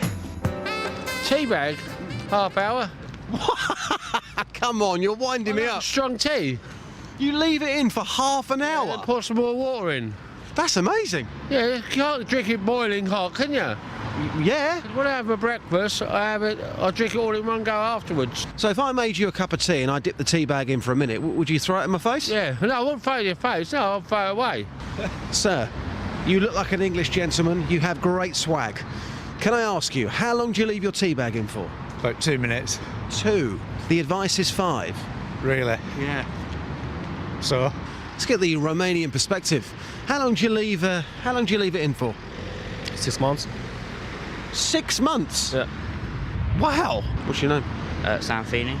Sam, how long do you leave it in for? What in? Tea bag. Don't know. I don't drink tea. What do you drink? Not saying. Why is it such a secret? Okay, I drink Coke. Thanks very much. 1 minute. A long while. I like it strong. How long's a long while? 2 minutes. Oh, 2? Yes, yes. Ladies, can I ask you a quick question? How long do you like it in for? Sorry? Tea bags. Oh, gosh, I don't know. About 2 minutes. Okay, and yourself? A minute. Deals, what was everyone's beef? That was I don't very know. tense. I thought that was going to be a little bit of frothy fun. Yeah. It was yeah. a very tense, Yeah. quite awkward Vox there, mate. What's going on? Well, I just think, every now and again, and people say, where do you like going to speak to people? Are people normally in a good mood? It's often the things like tea bags, which people take very, very seriously. And there was a tension in the air this morning. Yeah. I got what I needed, and I got out. It was as simple as that. Listen, I'm hungry. I'm guessing you're hungry. Yeah. We hitting Prizzies after the show? Oh, yes, boss. You up for that? I'm so up for that. See you there, fella. Thank you very much indeed. Boyley. I think people thought it was an impudent question. What do you mean, impudent? Well, let's ask. Mark? Hello. How long do you keep your bag in for when you're teabagging? My dad used to make a cup of tea at night. Yes. He was a Yorkshireman. He used to get his cup. He'd put in a spoonful of loose tea, one sweetener, fill it with boiling water, take it upstairs, leave it on the bedside and drink it cold in the morning. You are having a laugh. That never happened. No, Sorry, one thing. You said he was a Yorkshireman. Yes. He put sweetener in it? Well, but every night he had his tea, he made it that night and he drank it the next morning. Flipping heck, that is, that's actually insane. Well, yeah, I've been weaned on proper tea drinking. Mark, thank you very much indeed. I tell you what, I would like to see the reintroduction of course, the ultimate 70s luxury, when everything was going to be made robotic, and the only problem we'd have in the future was how to fill our spare time. The tea's made. Yeah. I fancy one. Yeah, I'd love a tea's made. I bet they're good now. Well, I bet They weren't then. I think it's still the same technology. It's a really crummy old alarm clock and, the weird porcelain pots. That will burn you, yeah. But apart from that, it sounds good. I tell you what, we'll have a bit of Trav and a bit of Wev, and we'll look at teas made technology on Tinternet and see if it's advanced somewhat. 08459 455 555. Travel news for beds, cards and bugs. BBC Three Counties Radio. On the M1 southbound between Junction 2 for Watford Way and Junction 1 for Staples Corner, 2 lanes have been closed because of a multi-vehicle accident. And also on the M1 southbound, there are just over half-hour delays between Junction 12 for Flitwick and 9 for Redbourne because of a breakdown earlier on. On the A1M southbound, it's looking slow on the speed sensors between Junction 8 for Hitchin and 7 for Stevenage. And in Hadleywood on the Ridgeway, that's been blocked in both directions by an accident at St Nicholas House, which is causing delays from the M25 to Junction to the Oak Avenue towards the Chase Farm Hospital. In Yardley, Gobian on the A548 Northampton Road, that's been partially blocked by a multi-vehicle accident at Grafton Road. But looking at the train departure boards, it's all running to time at the moment. Samantha Bruff, BBC Three Counties Radio. Thank you very much indeed, Samantha. 8:45, Tuesday the 17th of March. I'm Iain Lee. These are your headlines on BBC Three Counties Radio. The BBC has been told that senior officers ordered detectives to scrap an investigation into child sex abuse after the late Liberal MP Cyril Smith was arrested in 1981. A choirmaster has been jailed for 3 years for abusing boys when he worked in Hertfordshire in the 1970s. And Sainsbury's has reported a decline in sales for the 5th quarter running. 08459 455 555. Let's get the weather. Here's Kate. Beds, Herts and Bucks weather. BBC Three Counties Radio.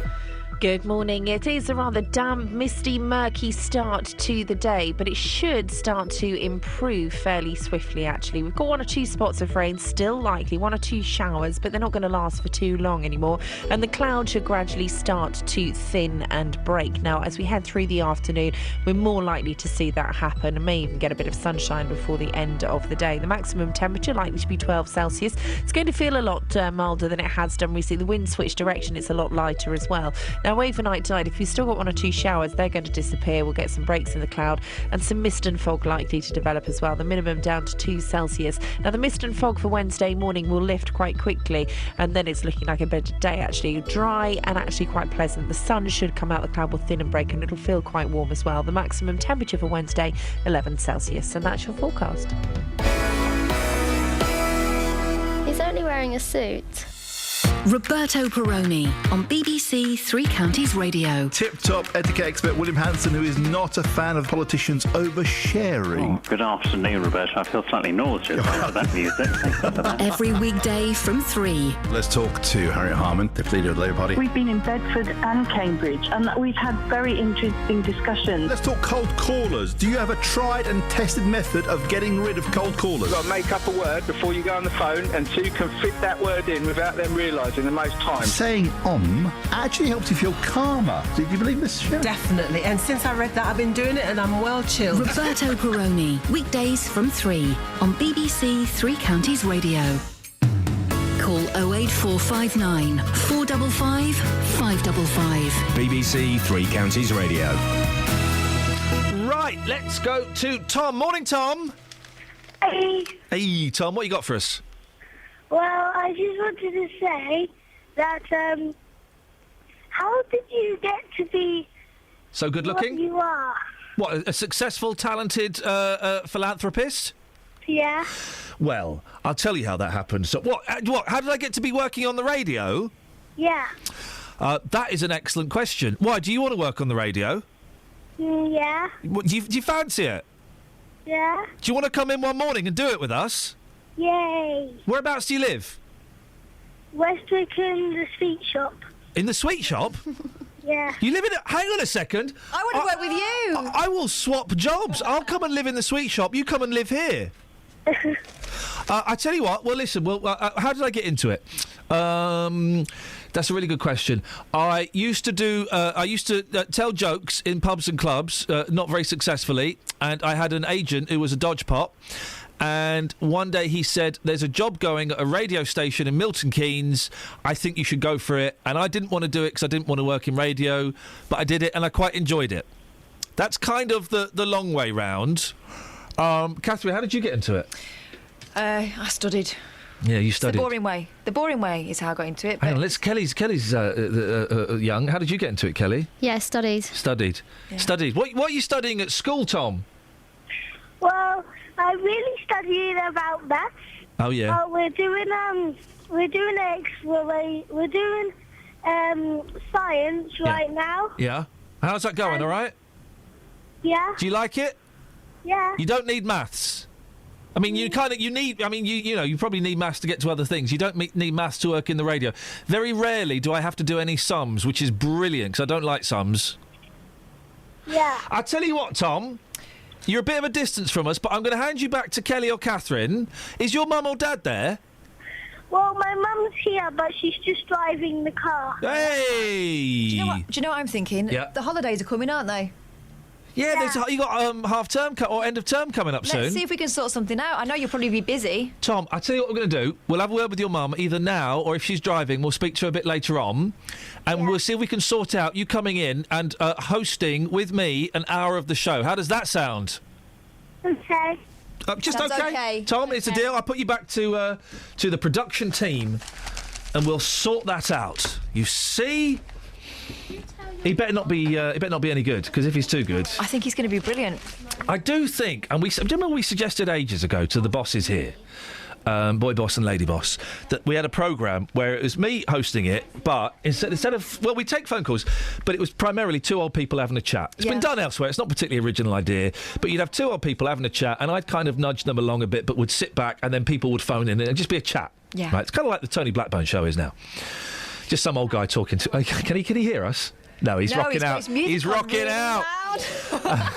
Turn your music down, Tony. You go deaf. You're right, Tony. Talking about him. So you'd have old people talking, and I'd just gently nudge them, and people phone them. Yeah.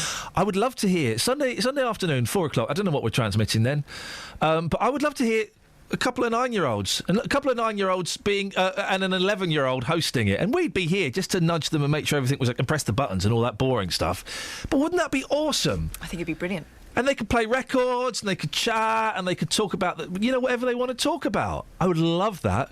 Lady boss, boy boss. Hope you're listening. I'm giving it to you. Thank you, Tom. We'll sort that out. We'll see if we can get him in. It's a bit of a distance, but we'll see if we can work that out. Page 7 of the Daily Express. Got two stories.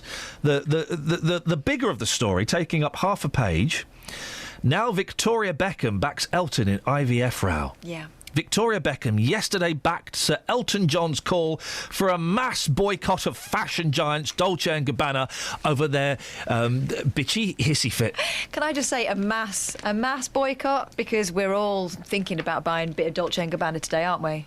The spat began at the weekend after the gay Italian designers labelled babies born through fertility treatment as synthetic and opposed same-sex marriages. It's hardly a big news story. I mean, it's a kind of a posh spat. Yes. Right, it's a posh spat. A tiny part of that page, same page, police bosses to face quiz over claims they hid VIP child sex ring. I would suggest that was perhaps the bigger story, and yet it's a tiny, tiny little part of it. Isn't that funny? It's weird, isn't it? Scotland Yard is being investigated over allegations that senior officers covered up decades of child sex abuse by VIPs. And it gets about a third of the page. As opposed to people being told to stop buying really expensive designer products. It's a weird world, isn't it? And I really thought, when I heard this on the news last night, that this would be the front page of all of the newspapers, that the Metropolitan Police covered up VIP sex ring. And it's the front page of one, and the rest of them, it's really buried. It's hidden very deeply inside the newspapers. I don't understand. There's a bigger page in the Express about a woman who used to be a prostitute. I would suggest that if this cover-up allegation was being made towards the BBC, there might be slightly more coverage in some of the newspapers. It's weird, isn't it? It's very odd. Page, important story here in page 3 of the Mirror. Posh Spice wears slippers. Listen, Posh Spice wasn't always posh. I love slippers. I love slippers. So do I, although my dad laughed at mine yesterday. He said they're proper granny slippers. Really? Yeah, you've seen my slippers. Yeah, they're sort of mule things. If you're gonna, they're a bit Bet Lynch. They're not Bet Lynch enough, as far as I'm concerned. Here's proof at last that even Victoria Beckham likes to kick off her heels and snuggle up in a comfy pair of slippers. Because I've been waiting for this. I can see you. Why are you doing that special walk? What are you doing? You haven't seen me. Well, I can see you and I can hear you. Yeah, but just shush. What? I won't interrupt. Just getting ready. But he's like Jonathan Bernard Smith. It's like those people in the cinema who think if they duck down just a little bit, they won't. No one will see them. Well, you could. Listen. He's back. Jonathan, you could come in and make as much noise as you want. You are anyway. What you got in your packed lunch? Ham salad. Ooh, very nice. Do I need to do anything in terms of setting up? 2 glasses of water. You're gonna need a wee. That's the wrong jingle. You don't want that. You don't want to play that. That's It should be my. Ask Kelly. She can put my stab in. It's the wrong jingle. Well, that's what we normally play. Oh, you want me to get Jonathan? Oh yeah, but you need my stab after that, don't you? Oh, honestly, I mean, unbelievable. We've got 4 minutes left by my count. Well, you're more than welcome. Listen, it's been a real stinker today. If you want to start early, Jonathan, you're more than welcome to. Well, it's very kind of you, but I think it would be criminal to deny the audience 3 minutes of yours. The 40-year-old designer and her hairdresser. What are you doing? I just put my coat on the back of your Oh, for goodness sakes! Can you hand me my trousers? I'll put them back on. The 40-year-old designer. Are you a fan of Posh Spice? Which one's that? What do you mean, which one's that? Beckham? The Lady Beckham? Oh, good Lord, no. The 40-year-old designer... This is how desperate we are for content. I'm resorting to stammering over a story about Posh Spice in slippers to try and fill. Oh. Honestly, there's nothing. Is that right, Jonathan? What's that? Stab? Does it say stab? Can you hear the bass line coming through from that octogenarian next door? Hang on a second. Let's not confuse things any further. So what I'm going to do? Travel? I don't know if that's the right one. I hope it is, Kelly. I reckon it is. Right, OK. You're just going to sit there while I do this, are you? Oh, would you like me to go? If you could turn around. Flippin' heck. I can see your reflection in that glass. Stop it. Stop pulling faces. Here's proof at last that even Victoria Beckham likes to kick off her heels and... No, look at me. I don't like you looking at them. Yeah. I don't like you eyeballing the ladies. I don't like that. I don't trust anybody here. Here's proof at last that even Victoria Beckham likes to kick off her heels and snuggle up in a comfy pair of... Are you a slipper man? I bet you are. No, I don't like... No. Really? No. Why not? What's wrong with slippers, mate? I either wear shoes or... Not indoors, you don't? Or nothing. I do wear shoes indoors. No. Of course. No. It's very common to make people take their shoes off inside. Well, hang on, so you let them... You've just had a new carpet laid. Yes. And you allow people to walk in their shoes? As long as they're not muddy, yeah. Well, they still could have spittle on them. Well, I'll clean that germs. up. I'll clean that up. Are you one of those houses where you ask people May I move your bag so I can collect the newspapers? Yeah, please do. Oh, thanks. Not long now, ladies and gents. About 30 seconds. You're such a plum. I nearly swore that. I was just about to say nice coat, and then I realised it's mine on the back of your chair. You're such a plum. Travel news for beds, cards and bugs. BBC Three Counties Radio. In Stoke Hammond on the A4146 between Bletchley and Leighton Buzzard, there's a lane blocked by an accident involving 3 vehicles between Drayton Road at Watereaton and Stoke Road at Linslade. In Yardley Gobian on the A508, that's been partially blocked by a multi-vehicle accident at Grafton Road. The emergency services are there. And in Hadley Wood on the Ridgeway between the M25 and Chase Farm Hospital, there's been an accident at the St Nicholas House that's causing delays all the way from Oak Avenue. It's also making it busier than usual in Potters Bar on Stag Hill southbound between the M25 and Ferny Hill. On the motorways, the M1 southbound has 2 lanes closed between junction 2 for Watford Way and 1 for Staples Corner, which is causing queues because of an accident. And also the M1 southbound still has long delays between junction 12 for Flitwick and 9 for Redbourne. Samantha Breff, BBC Three Counties Radio. Excellent stuff, Sammy. Thank you. Obviously didn't have an award-winning colleague peering over your shoulder and, I'll be honest, intimidating you, which is, Well, that's it. Listen, we're going to delete today's show from iPlayer and never mention it again, all right? JVS is coming up next. I've got to give him the finger, apparently. And vocal across beds, hearts and bucks. This is BBC Three Counties Radio. Thank you, Iain. Good morning. Welcome to the JVS show. I'm Jonathan Vernon-Smith. It's Tuesday. It's 9 o'clock. And on today's big phone-in, is it right to raise the inheritance tax threshold to £1 million? Papers are reporting today that George Osborne has drawn up plans to allow